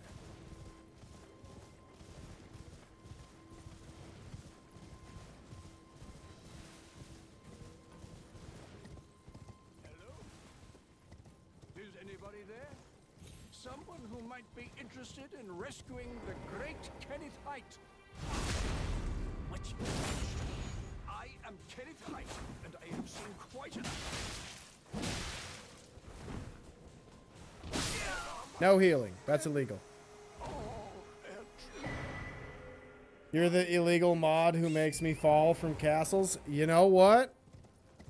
You know what? That's fair. It's just one more thing that makes this run worth it, right? One more extra challenge. One more extra challenge.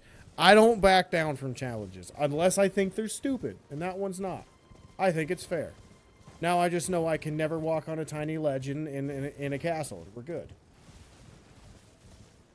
You don't know why, but while talking about Sekiro, you just downloaded the game to play it once again. Hey, it's a great game, dude. It's one of the best games ever made. It is on my list of GOATs, of best, greatest games of all time, or greatest of all time. I got Bloodborne at number 1, and then probably like 2 or 3 notches down is Sekiro. It's very close. The only real criticism I have of that game is that the combat music always plays when you're running through the game. And that is my only pet peeve of that game. Otherwise, it is as close to perfect, I think, as a game can get.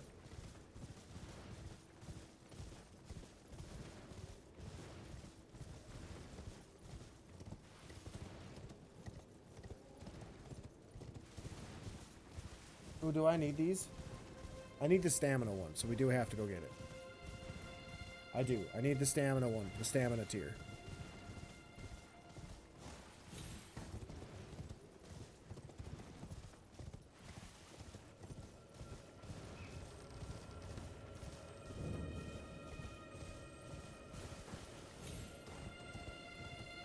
Your top 5 is God of War, Ragnarok, Bloodborne, Sekiro, Red Dead Redemption 2, and Elden Ring. Hey, that's a pretty good top 5. A lot of really solid games, dude. Really solid games. I personally liked God of War 2018 over Ragnarok more. I thought there's a couple of things that they did in Ragnarok that I was just like, will I ever get to play the game? That was my only gripe. Otherwise, I thought the game was really, really good. Like, a lot of people didn't like the Atreus section. I thought it was alright. Like the Atreus section where he's basically getting a girlfriend. Like, that was the section that a lot of people didn't really care for. And I'm like, I thought it was fine. It was fun. It was a fun section of the game. I just like the 2018 version more because of like the father-son bonding experience and stuff like that. It was really good.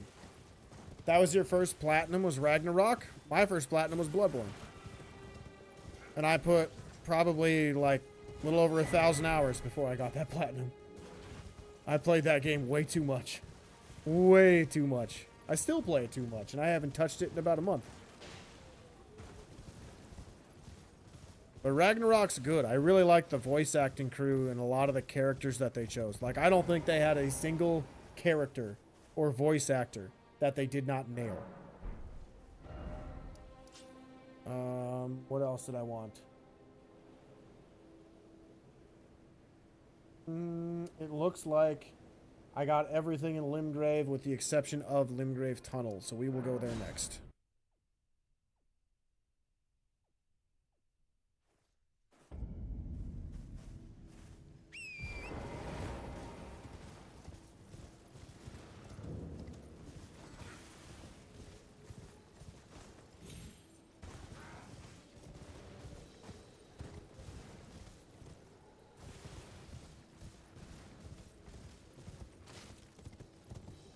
Hopefully I don't die to this troll.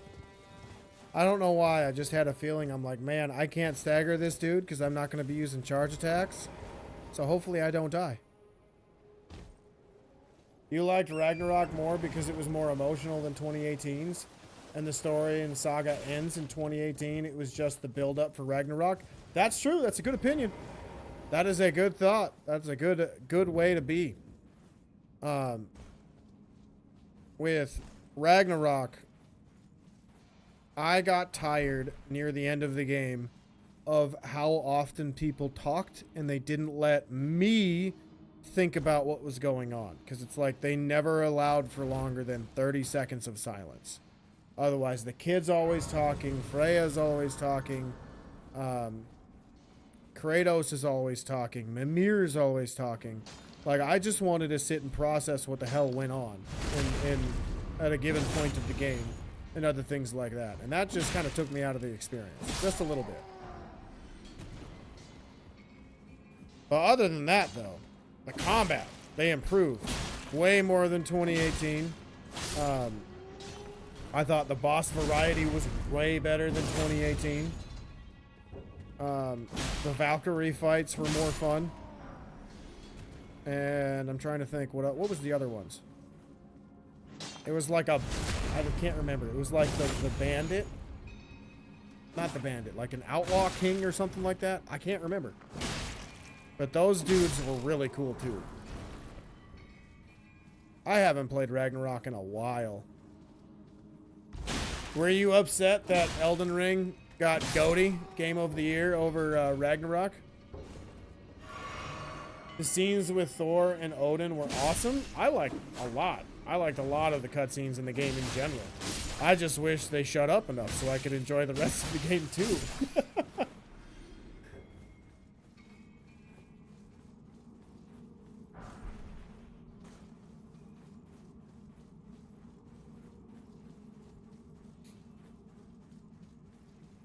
You like the new ones, but prefer the classic Greek one. Kratos was quite different. Yeah, he was.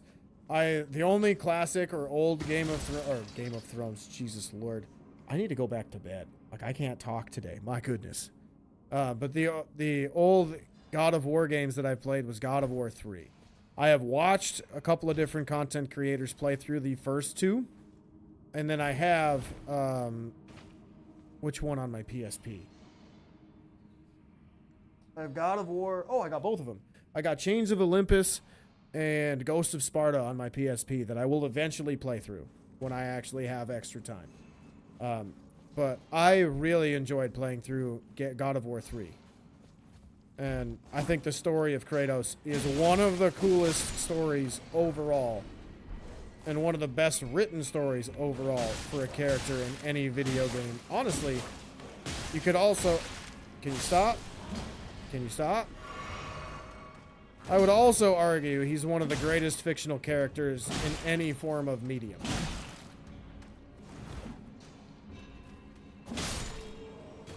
At the time, you didn't play Elden Ring, but once you played, you changed your mind? Okay, cool.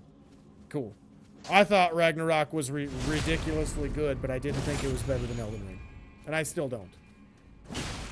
Just because of one simple fact. And that is Elden Ring is game first, movie second. And I feel like Ragnarok split it 50-50 between making it a movie and a game. And I think in order to be a Game of the Year winner for like the legitimate, this is the game of whatever year, has to be game first. Has to be game first. So like some people were mad that Astrobot won. And I was like, dude, Astrobot was fun. It was a blast. I didn't play very many levels of it, and my girlfriend played almost every level. And she loved it. She is not much of a gamer. Like, she plays video games, but that's not her form of entertainment. Her form of entertainment is like watching TV shows and reading different books and doing things like that. And like being really crafty and things like that. Trying to do different crafts, like she learned to crochet and things like that. Now she's really into baking, which is a terrible thing for me because I'm going to get even fatter. And just other things of that nature is how she likes to entertain herself. Where I know the game is really good if she's playing it. Like, that's the best way I could say it. Did From Software games win Game of the Year every time it was released? No. No, they did not. I gotta remember.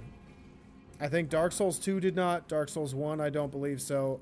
Bloodborne, I think, was their first year of the Game of the Year awards or something like that. And I think Bloodborne was a runner-up. I don't remember what game won it. I think it might have been Witcher 3. I think it might have been Witcher 3, but I'm not 100% sure. I know Bloodborne won a few awards from it, but it did not win Game of the Year. I didn't add anything. I'm dumb. I do that every time. But Sekiro, Dark Souls 3, and Sekiro, Dark Souls 3, and Elden Ring all won Game of the Year.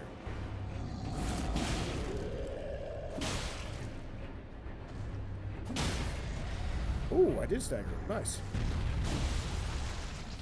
Oh, Demon Souls won? Look at that. I didn't know that. That's cool.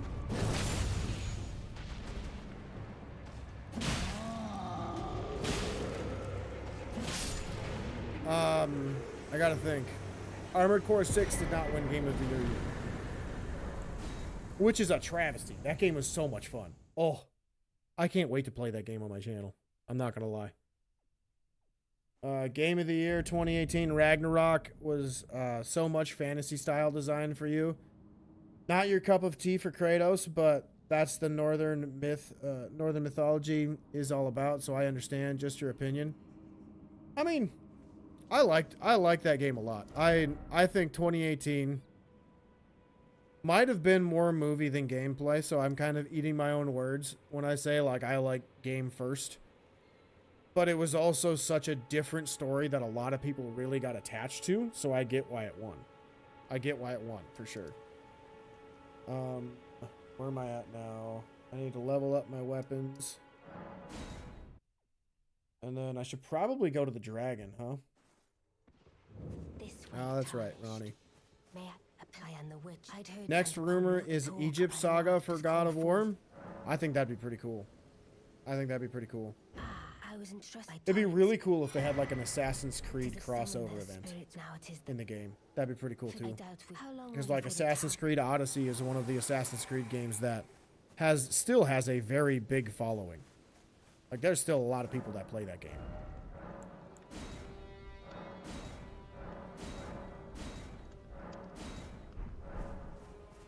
Alright. So we'll also need to do... I gotta think.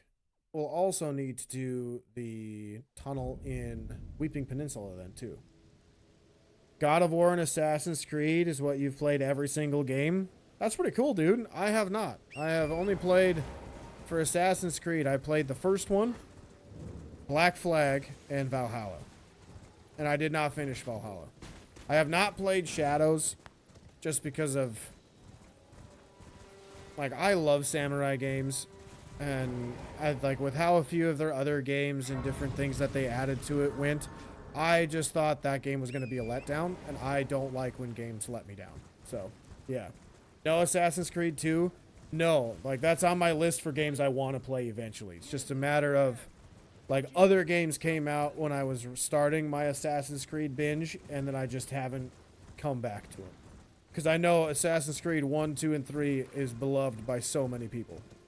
So I want to finish the Ezio collection, because I have that collection on my PlayStation right now. I just haven't played it.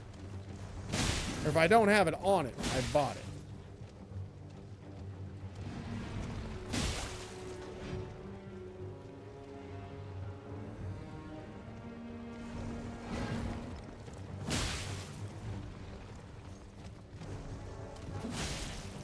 I think Black Flag was my first Assassin's Creed too. Ezio is the one of, if not the best protagonist in Assassin's Creed. That's what I hear. I really liked him in Assassin's Creed 1. I only played the game once though, so I don't remember the whole game and story. But that was like my first game where stealth was like a core mechanic of the game. And now I'm kind of like anti-stealth. I prefer to be the bumbling tank that just is like here to mess crap up and just destroy everybody. How did I miss the horse? Come on now.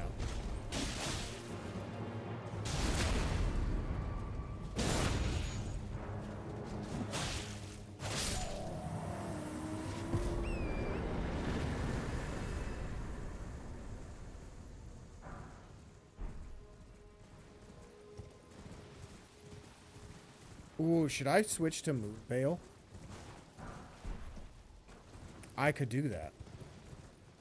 I could do that. I could do that. I could switch to Moonveil.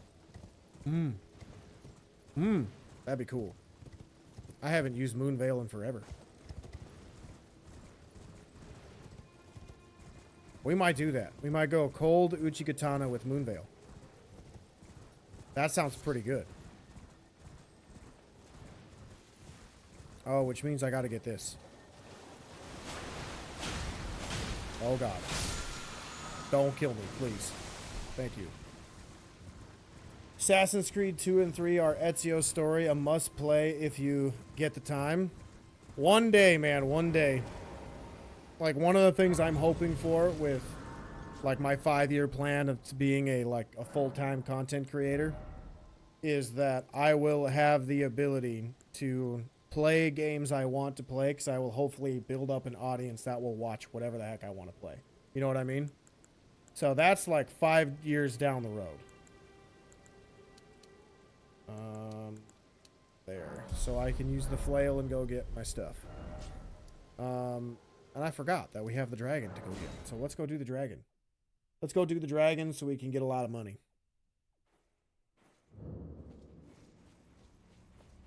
And then I think I will try to get Moonveil too.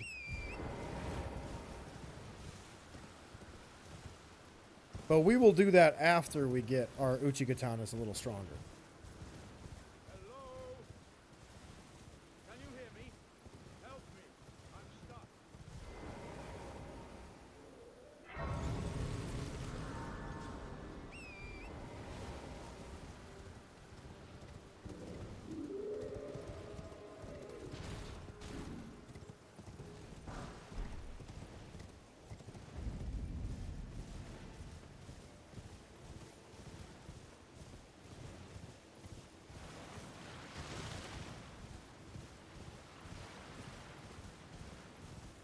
I love how you can still see really far off in the distance at night. How creepy would this game be if they actually made night like in The Forest? If you guys have ever played that game or seen that game, where it's legitimately pitch black at night as you're going through a forest with cannibals around. Oh, that'd be so scary. That'd be terrifying. I'd love it. I think that'd be so cool. It's kind of like in the caves, like the darkness of the caves, but out in the real world, out in the real world, out in the world of the lands between. That'd be kind of cool. I know for Bloodborne, there's a mod that you could do on a jailbroken PS4,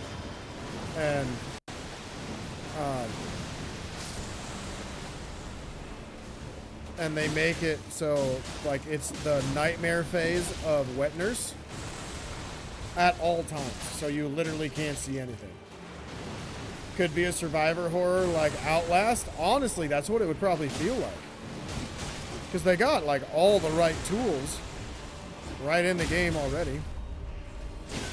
Stop it, Skeleton. Stop it. Be nice. The shrining trees make sense. Yeah. But the game was called The Forest. It's a really cheap game.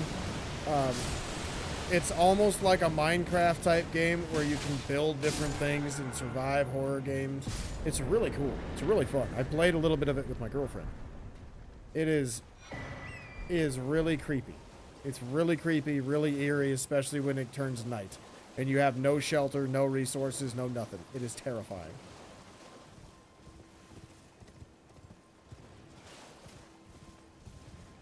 Oh, you knew that? Yeah. Yeah. You played The Forest? Shit your pants? Yeah, that game is That game was terrifying. It was fun, but terrifying. You played Sons of the Forest 2 for some time? That's cool. I didn't know they had a sequel.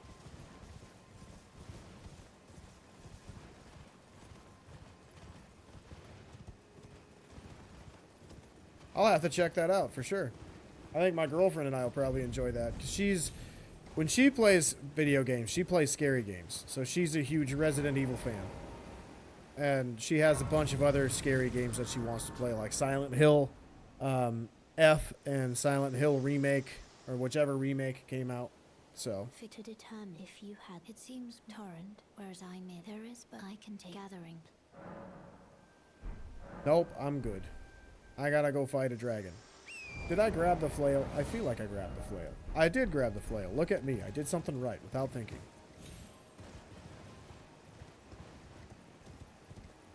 Visage, or is it Visage or Visage? I feel like it's Visage. Visage is the most scary game you have ever played. Horror, no scripted stuff, or jump scares. Oh, so is it like mainly like environmental storytelling type stuff, or with really good music, or what? Because to me, what makes scary movies and scary games scary is the music and the atmosphere. Because if you add in like cheap jump scares, to me that's not terrifying at all. That's just like, oh, okay, you spiked my blood pressure for 5 seconds. That doesn't make it scary. I like, whenever I want to play a scary game, I want the atmosphere to immerse me in terror, like in Dead Space. Dead Space was such a good scary game. You love scary movies, but not scary games. You played Amnesia once when you were younger, scared for life, or scarred for life. Haven't played any scary games till now apart from Resident Evil. Well, I don't even know if Resident Evil counts as a scary game, because so, like the ones that I've seen people play, for the most part, like they have horror themes in them. They have the gore, they have the creepy monsters and whatnot. But from what I've seen of scary games from those, like that company with Resident Evil, is that they know like there's a funny joke that they can make. They know that they're not taking themselves too seriously. So yeah, it's kind of like, eh. It doesn't, that's why I played it. Yeah, that, you get it. You get what I'm saying then.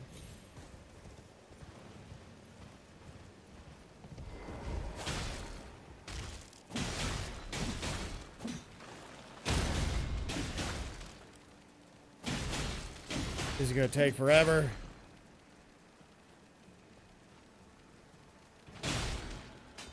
Wow. Fall. Yay. Haunted houses with random paranormal stuff you can't fight, like Outlast. You need light. Dark will increase your insanity. Ooh, that sounds terrifying. You did not play Requiem, but watched Jacksepticeye's whole playthrough. That's the last Resident Evil game my girlfriend's played. And now I think she's starting Resident Evil 1 because she wants to go through the whole series. Where's the Somber 9 over here? Okay, well now I will never know which one that was because they both disappeared at the same time. Oh well. I thought Requiem was kind of cool because I watched her play through most of that game. But still, I'm just not a Resident Evil guy. There's just something about the games that I'm just kind of like, meh. I go from games like this where the combat's really fast-paced and it's third person with like an actual third-person camera where I can see things around me, not just like my waist up type of thing. So playing that with like Leon where I can't see anything below the belt, it's like, man, that's not that scary for me. And it's not that fun. Like I can't be immersed in everything. So, but it is what it is. You played Phasmophobia with friends. Wasn't scary because we kept messing around, trapping each other. That's how that works, though. That's how that works. That's what makes that game really fun. And a lot of, like, very beloved by a lot of people. Because, like, when you play with your friends, it makes games so much better. I've seen Phasmophobia in VR too. My girlfriend has a MetaQuest. I jokingly said she should get Phasmophobia just so I can watch her shit her pants in front of me. And she's like, no, that would terrify me. And I'm like, that's kind of the point of playing a scary game, is to get terrified. Like, that's why people play those games, because they want to get scared. They like the feeling of being scared.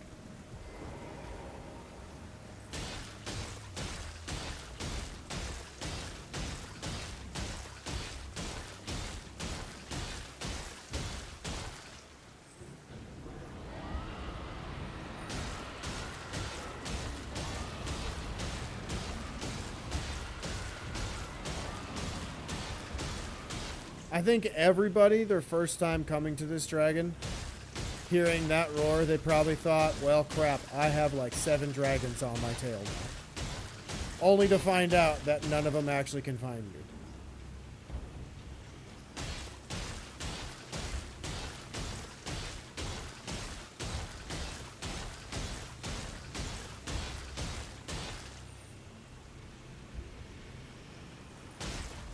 Makes you wonder what Grail is yelling at her kids for. Be like, somebody's scratching my leg. And then the kids are just like, oh, well, that's fine. And then they just lay back down and go to sleep. It's got to be what they're saying, right?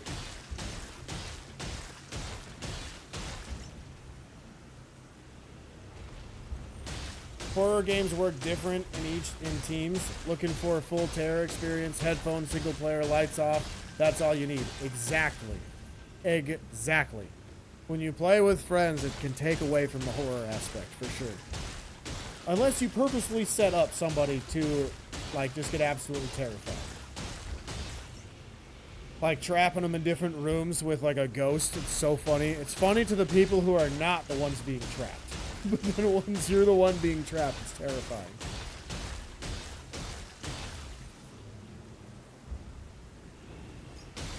I know when I played the Dead Space remake, I played with lights off, and I had to tell the girlfriend to get off her phone because I didn't want any extra lighting in the room. It made the experience way more terrifying. And the Dead Space remake was a blast because they updated like everything in the game and remade everything, and oh, it was so terrifying in the best way possible. It was such a fun game. Forgot the name of the game where you turn the generators on while a killer finds you and you need to escape. That was fun too with friends. I think that one was Dead by Daylight. I've never played that game because it just looks really janky. Like I'm a gameplay first kind of guy. If the game's got good combat and good mechanics, I'm probably gonna like it. But if it's got janky combats, I'm gonna be like, it's not for me. Yeah, DVD, that's what I thought, yeah. One of the streamers that I watched for a really long time before he took like a 7-month break or something like that, he'd hop on and play DVD every now and again. He was pretty good at the game. Alright. I think since I'm going to go Moonvale, we got to go like 23. What is it? I got to look it up really quick. Hang on.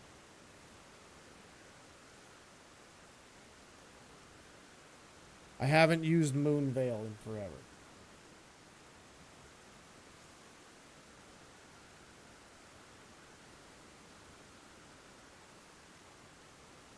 $12, $18, and $23. Okay. Got it. You used to play with 5 friends, 1 killer, and the rest survivors? Ooh, that'd be pretty fun. That sounds pretty fun, actually. So 18, 23, and then I'll put the rest into health. That'll work. And then let's go to... I will actually need to get that map piece. I don't know why I didn't grab that map piece, but I'll do it now. Do you know the glitch for the dragon to respawn so you can keep farming ruins? I do not. I did not know that was a thing. That sounds like a good way to make yourself like invincible in the early game.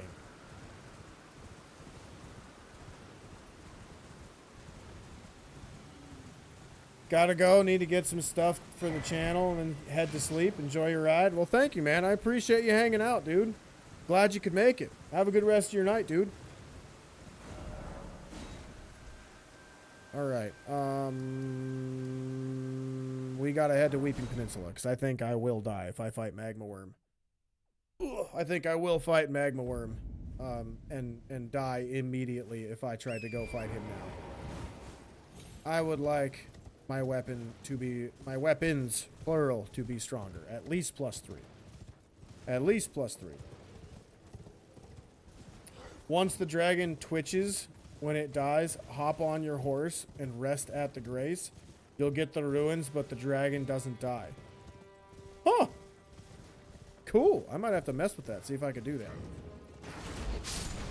Because maybe if I'm trying to use like a weapon build like this, where it has like relatively high requirements, but I just want more health or something, maybe I'll do that next time. But then if that's the run that I win off of, oh, then it'd be tainted. It'd be a tainted win because I glitched the game. I cheated. I cheesed. You need to be fast though. I don't know if you know this, but I'm like the slowest human being alive. So I don't know if that's something I can pull off. Would you mind my soul, please? Thank you. Then please. Deliver it. Alright, so we're going to go through the cave system after we do... what do I have to do in here? After I get the Sacred Tears and fight the Avatar and then the Zamora Warrior. But obviously, your boy is going to level up the weapon before I do any of the fighting.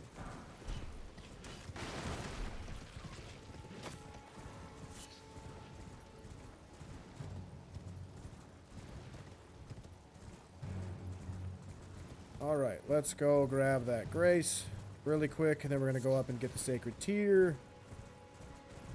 And then we'll go get another Golden Seed.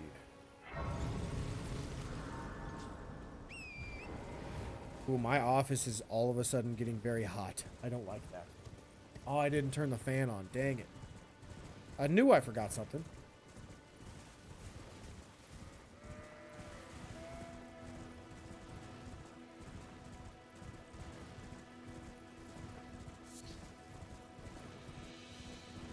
I should also mention, I only got, like, today I got somebody coming over to the house at 3 to get some stuff done, so I'm probably going to have to end the stream in, like, 20-ish minutes, just so you know.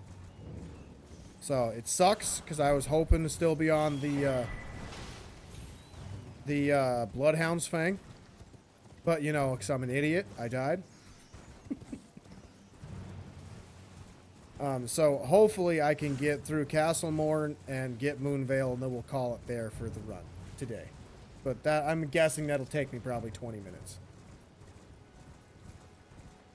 Once the dragon's health is almost at the end, hop on your horse and keep hitting it. Then it twitches, run fast to the grace. Yeah, that makes sense. That's probably the fastest way to do it. I'll have to test that. I'll have to test it, see if that works. Or see if I'm even capable of doing it. Because again, I'm kind of slow, kind of dumb. You saw me try to quit out earlier when I fell. And it didn't happen very good. It was like the slowest attempt ever. Alright, then the map piece.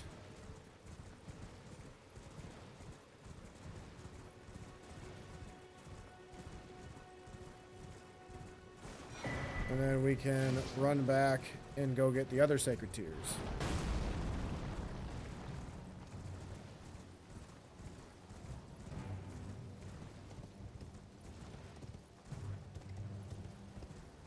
That lighting looks so good.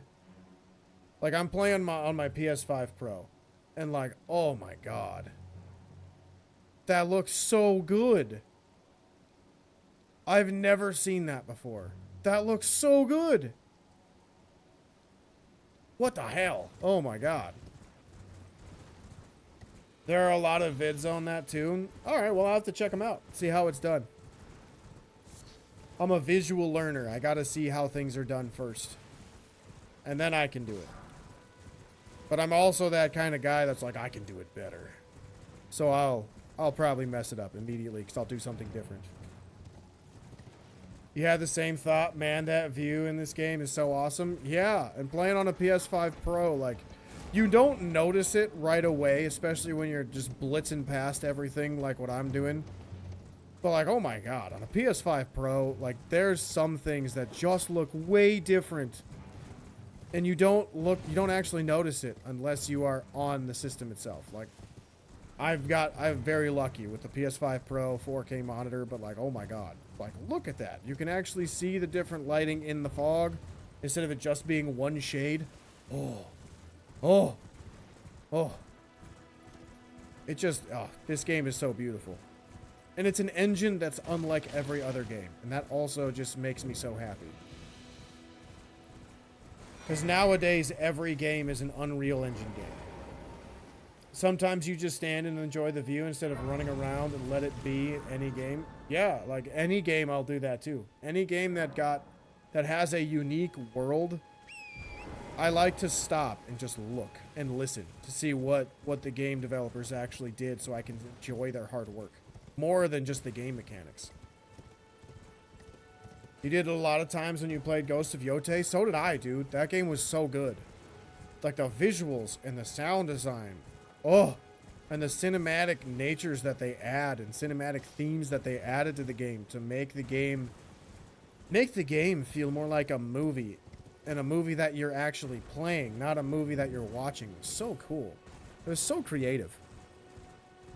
I feel like the Ghost of Yotei devs from Sucker Punch and Miyazaki's team from Software should just like grab a beer sometime and come up with the coolest game of all time. I think that'd be so cool. Just hang out with the boys and the next thing you know, they make the coolest samurai game ever. And instead of fighting people, you're fighting like demons and stuff. That'd be so cool.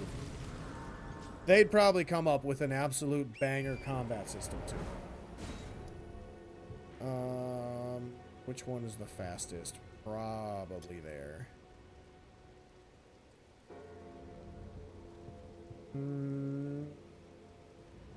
We'll go to the Avatar first. They just improved Ghost of Tsushima 1,000 times. 100%, yeah. Every single thing they put in Ghost of Tsushima, they included in Ghost of Yotei, and they made it better. I don't know how they made it better, but they made it better. Like, my goodness. My only criticism with that game's gameplay was that the Odachi was the best weapon. And I say that because I use the Odachi in every situation, no matter what. The game would be like, you should use the Kusarigama. You should use the dual blades. You should use your katana. No. Odachi's charge attack, where you hold down triangle and like push people, was broken. It was absolutely broken. I used that for the entire playthrough because I love big weapons, and that was so fun. That was so much fun. The visuals, combat, bosses, and were really good, but the story, you prefer Ghost of Tsushima? Honestly, so do I. But overall, I think it was an incredible sequel. And I'd say I prefer the first one by like 2%. Because I thought both game and both stories were really good.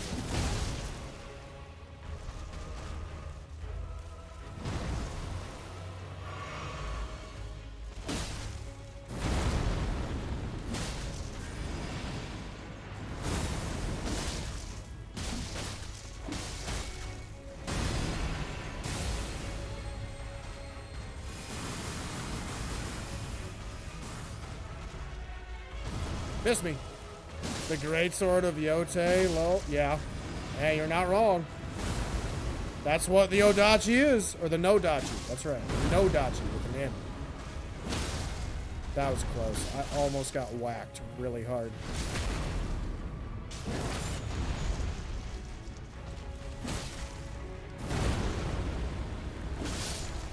Got him. Oh, that wasn't flawless. I healed. Dang it. That's right. Alright, let's go to the cave below.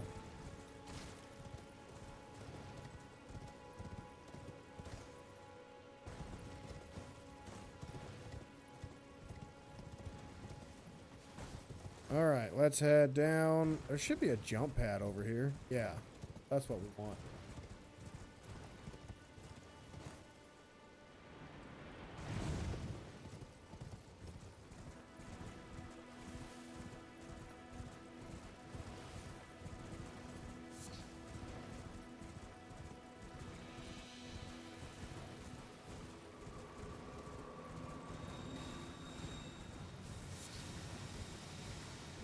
almost there. Then we get to go in a tunnel.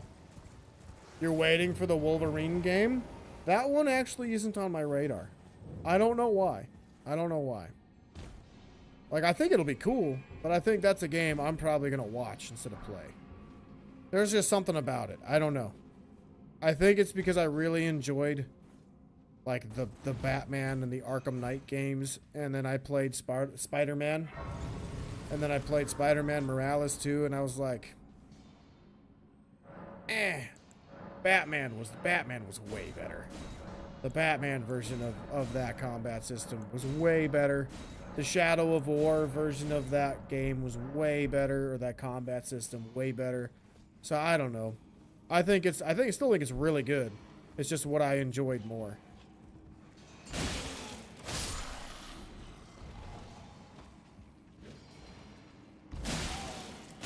And I think that game's gonna probably be pretty much the same type of system, which isn't a bad thing. It's just, again, I like what I like, so I might already have an opinion set up on it, so I might watch that one. Rumors are it's the same world as Spider-Man, maybe for future story. I wouldn't be surprised.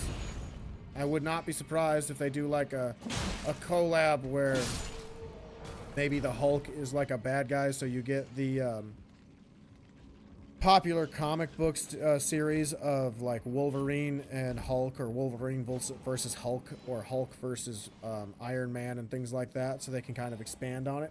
I wouldn't be surprised. Did I go down in there? Or no, I go down through here. That's right. That's right. I'm dumb.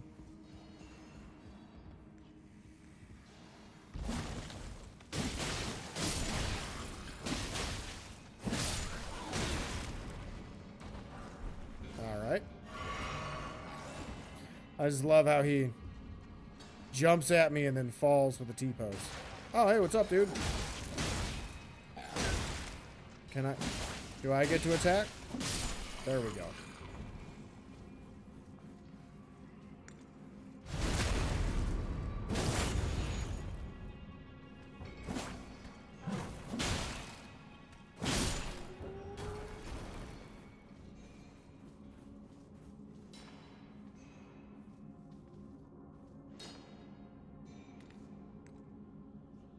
I just heard the weirdest sound. That was weird. It was like scraping at my door. Might have been the cat. My girlfriend's cat is absolutely obsessed with me.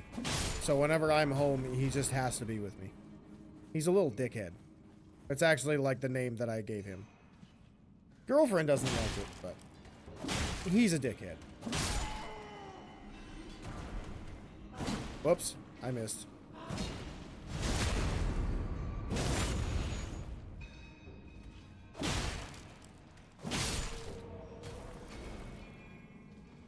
Alright, I need this. And then, is this the way to progress? Or, I don't remember. It's been so long since I've been in this cave. This is progression. I need to go back.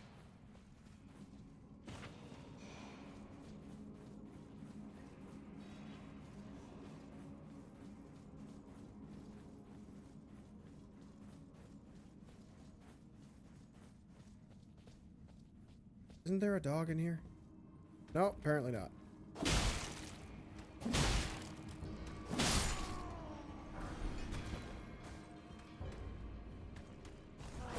Whoops.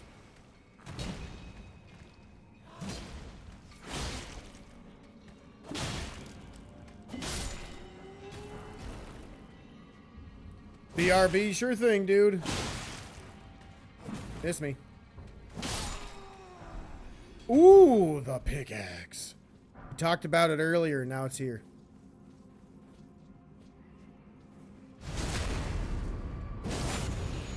I love that weapon. That weapon's so much fun.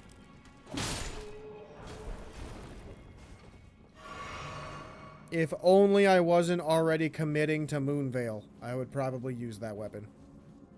Oh well. I'm sure I'll have another attempt where I'll get to use pickaxe. Alright, I did heal. Cool. I also haven't tried the Rusted Anchor. I should use that weapon once or twice.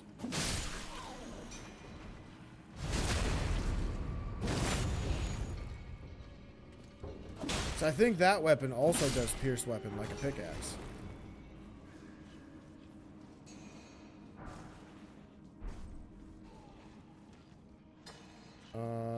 Let's kill this dude. See if he drops more stones. Nope, nothing.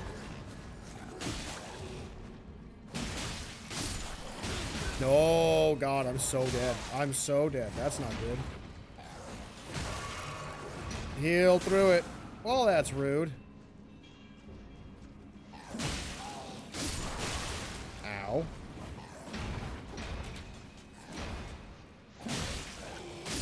Please don't grab me, because I think I could die if you grab me. I willed it. I willed it into existence. Can you come down? There we go. Whew! Made it out of there alive. Thank goodness.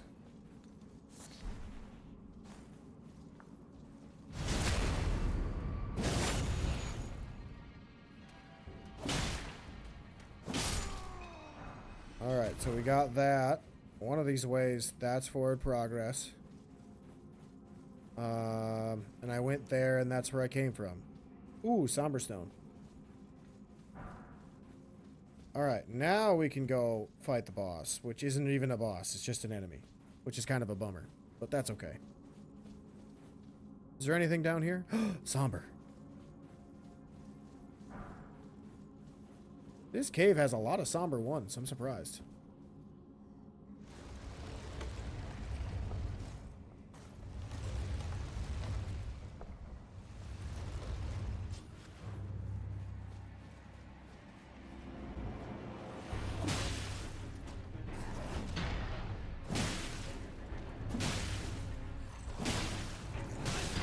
Good hit. Oh, that was easy.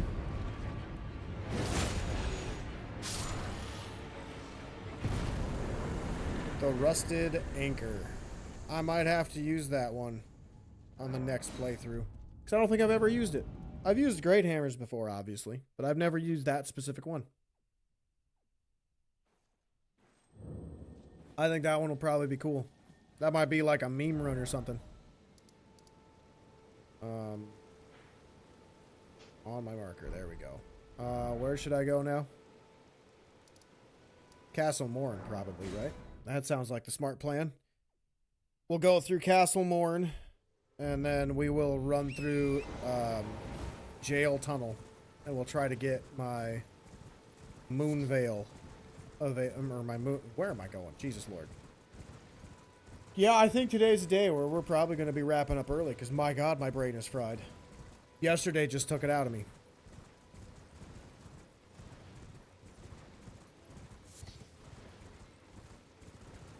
I will say though, this game has made me chill out a lot more today. Because when I woke up this morning, I was crabby. My girlfriend was like, "Why are you hitting me with all the toot today?" And then I immediately hit her with as much toot as I possibly could do. But then I had my coffee and finally got to play a little bit of Elden Ring. So we're doing much better now. Even if I am an idiot. I didn't level up my weapons yet. I gotta do that. I whiffed. There we go. There we go. I went right up his tank. That's not a good thing. Gross. Very gross. Really makes you wonder why he was rock hard, but that's okay. Alright, I need that.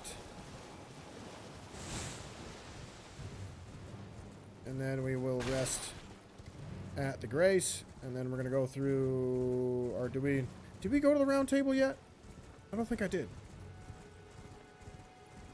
Well, we'll go to the round table and get our katana upgraded, or both of our katanas upgraded a little bit.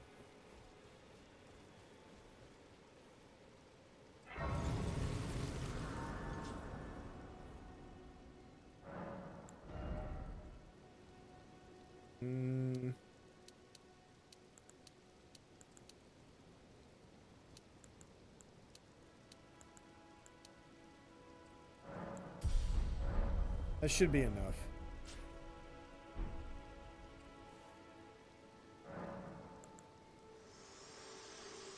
All right, round table hold. Here we go. Very well. Oh, Let my hand rest oh, upon God, you I'm stiff. for but a moment. Might have to go for a little walk later today, loosen up. Is it nice outside where I'm at? It was cold this morning.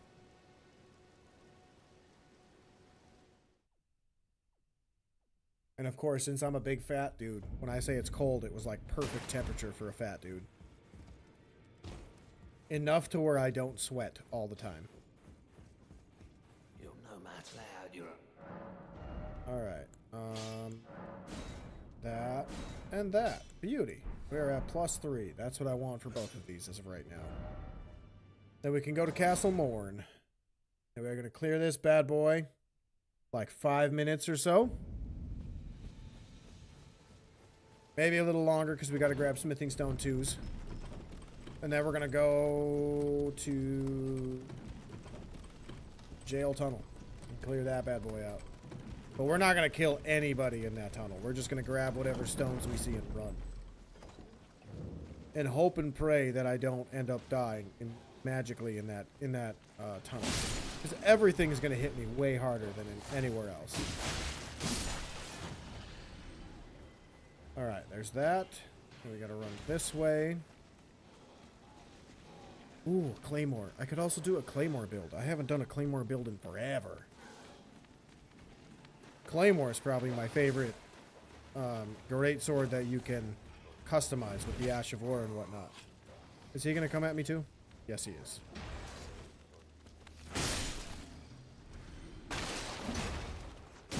I don't even know what he broke, but he broke something. That was cool. Jumping and killing each other out of the air is so cool.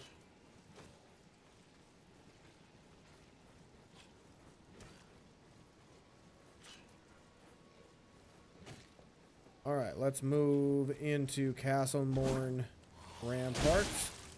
Ow. Do I want to go talk to Edgar? I don't think I need to talk to Edgar. Right? I think she'll just die and appear, but I don't know. I'll check. I'll check once I get through Stormvale Castle in the next stream. I am that confident in my abilities. I didn't grab the Smithing Stone 2 that's in Castle Morn. Whoops. Did I send the elevator back down? I really hope so. Dang it, I didn't. What's wrong with me? What's wrong with me? Oh well. It is what it is.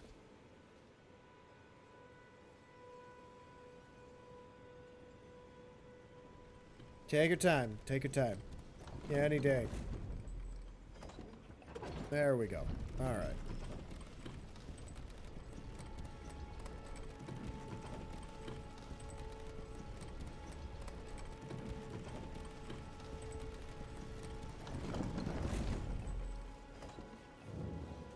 All right, let's sprint through. I gotta go up that way, to the right, right over there for Smithing Stone 2 that I missed.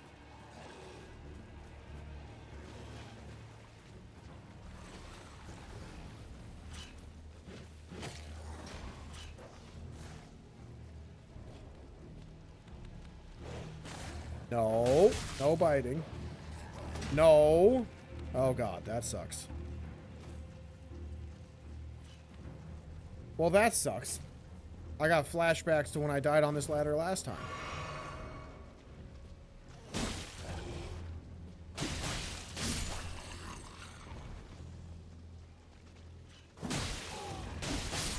Got him. Another one's coming up, right? Yep. Alright. Safety. We are safe as of right meow. Now we gotta run across and go down to the right for our next Smithing Stone. Beauty. And we gotta move this way. Oh God, I forgot. I forgot. That's terrifying. Why did I forget? How many attacks are you gonna do? My goodness. I deserved that one, though. 100%. Stop it. Where'd you come from? Oh. They see me somewhere. Probably that one. Yep.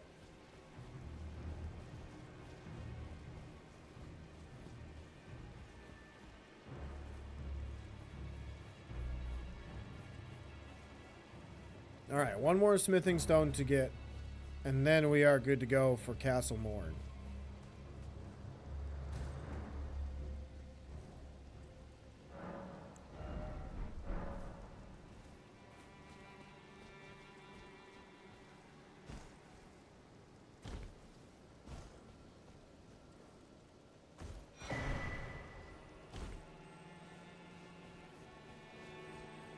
Alrighty, almost at our boss fight.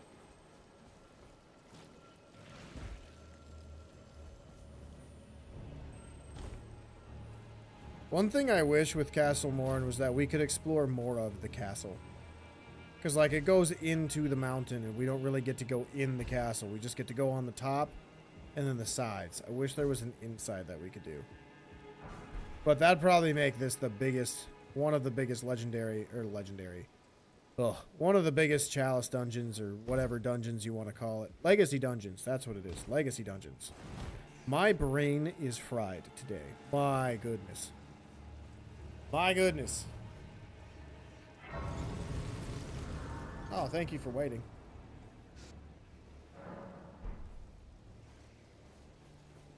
All right, boss fight time.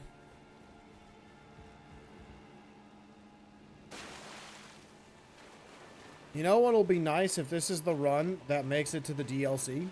Is that there's another katana in the DLC that is also magic scaling. So we could actually have 2 magic somber katanas at once, which would be cool.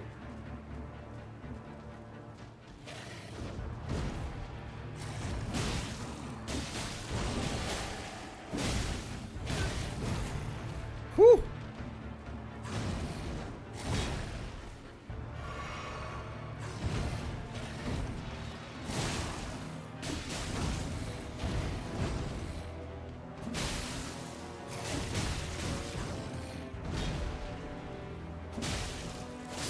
Got him.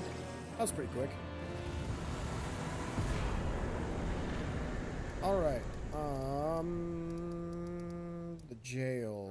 I think that's right there. Right south of that, I believe.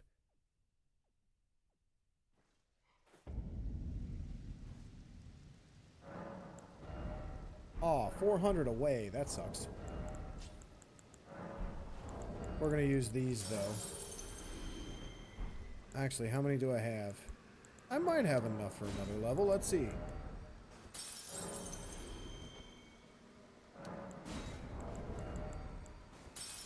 Because I need to put it in my health. Ooh, did I not fight the Zamora warrior either? I don't think I did. I gotta do that before I fight the magma worm. Okay, let's go back here. Actually, let me check. Yeah, I did not. Dang it. Okay, let's go fight Zamora warrior. So we can get our Radagon Sore Seal, the weaker one. And then we will go back for Magma Worm, and then we'll call the stream there. So we'll probably, instead of wrapping up early, looks like I'll be wrapping up like right on time. That's fine. That is just fine. Just fine.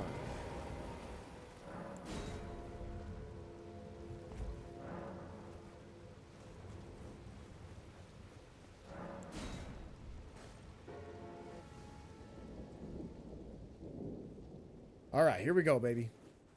Oh,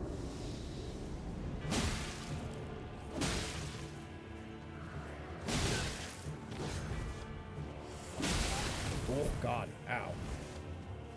What's up, dude? How you been? Ow. Oh, thank God. I missed. Or he missed.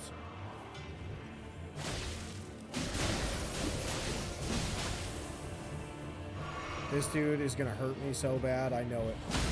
Oh, just kidding. You're fine?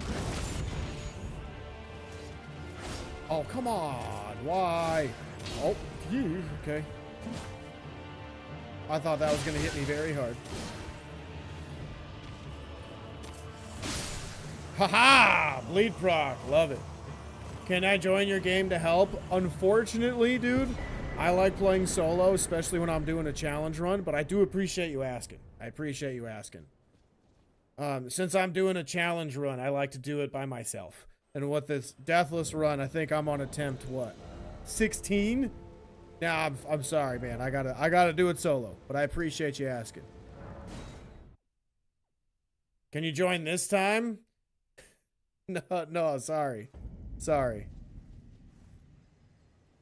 I am offline as of right now, so I don't think anybody can invade me if they tried. Let's do more health. Alright, time to go get Moonveil, our weapon for the run. See if we can get it early.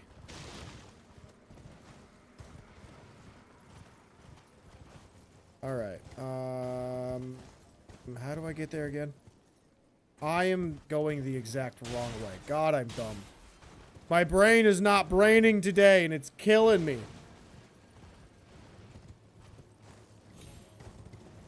Yeah, there we go. That's what I was looking for. My graves, so I know where things are. Oh, boy. You guys saw nothing. Chill out.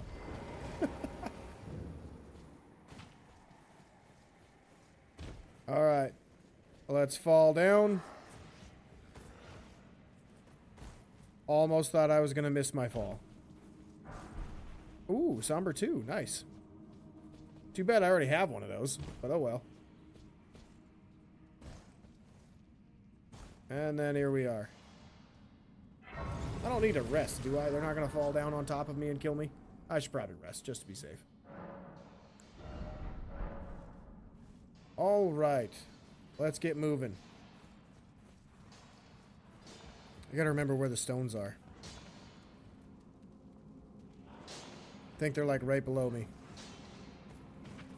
Along with some enemies, which is fine. We'll just roll through them. Well, that's not a stone. Oh, I'm dead. Oh, I'm so dead. Oh, I'm so dead. I'm so dead. The Deathless run is over. Woo! Still alive. Nope, we're good. We're golden. We Gucci. I'm gonna leave those and come back later. Because I probably will not be able to run out of that tunnel.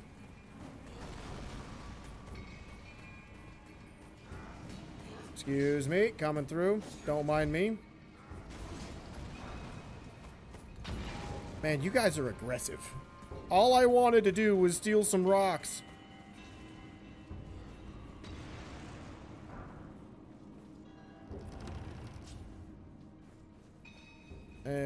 Rest to get them to calm down. Whew. Alright. Well, that wasn't terrifying. And I definitely didn't somehow save that.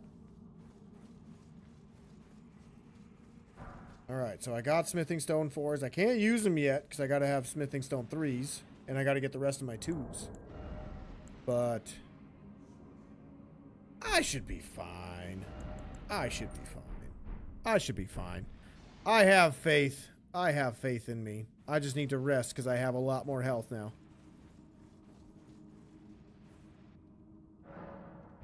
Oh, my back. Oh, that was horrible. It just spasmed. All right. Do I have anything in my physic? Why am I the way I am?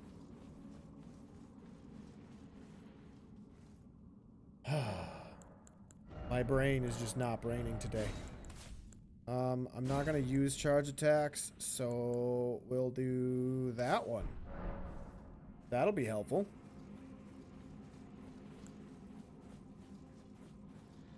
And we're gonna go Hayi, because he's gonna charge at me right away, I'm pretty confident. Wait, was this just the one hit? Oh, that's gonna make me mad. I think this was just the one hit one. The one hit defense thing.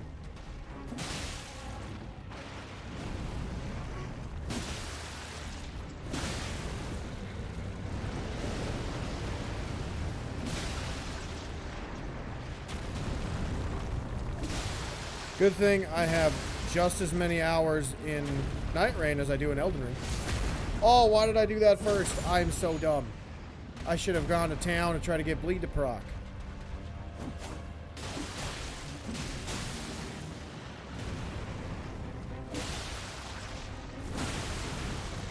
I'm getting very lucky with him not charging at me.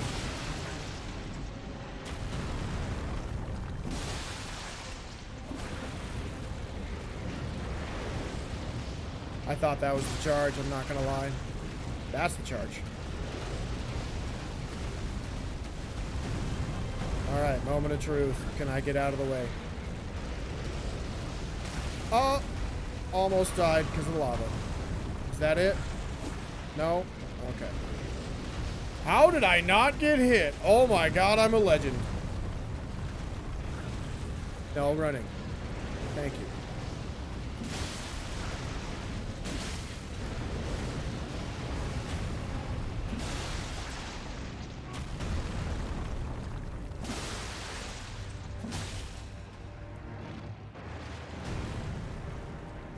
Come on, dude. There we go. Now, L1's first. And then the Viscera. Yeah, there we go. Now we should hopefully get Bleed to proc relatively soon. Oh god. Okay. I thought he was running. Yeah. We did it. Heck yeah. Almost no hit. I stepped in lava twice. Can I use it right away? I can. Let's go. Heck yeah. Heck yeah. Heck yeah. That's awesome. Whew. All right.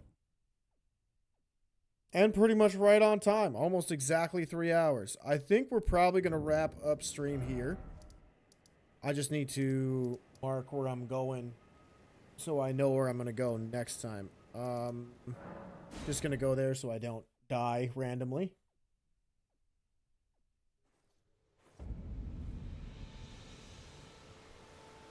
So I have to start with this dude's quest line, Yura's quest line.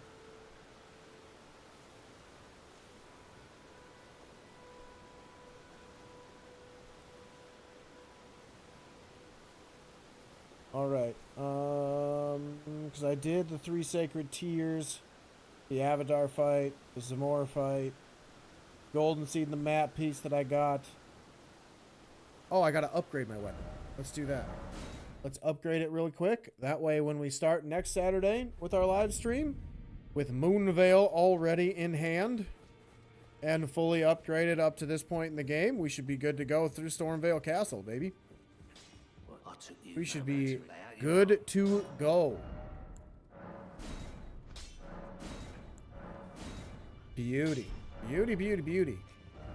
We are locked in for Stormveil in the next stream. So, thank you guys so much for watching. If you were hanging out or lurking, I appreciate everybody who talked in chat. That was awesome. You guys, I thought we had some wonderful conversations today. Especially when we're talking about different movies, series, books, things like that. It was a lot of fun. A lot of fun. But I will see you guys in the next stream. Remember, I stream every Saturday, noon to 3 here on YouTube. So, come check it out. Stay high. And I'll see you guys later. Have a wonderful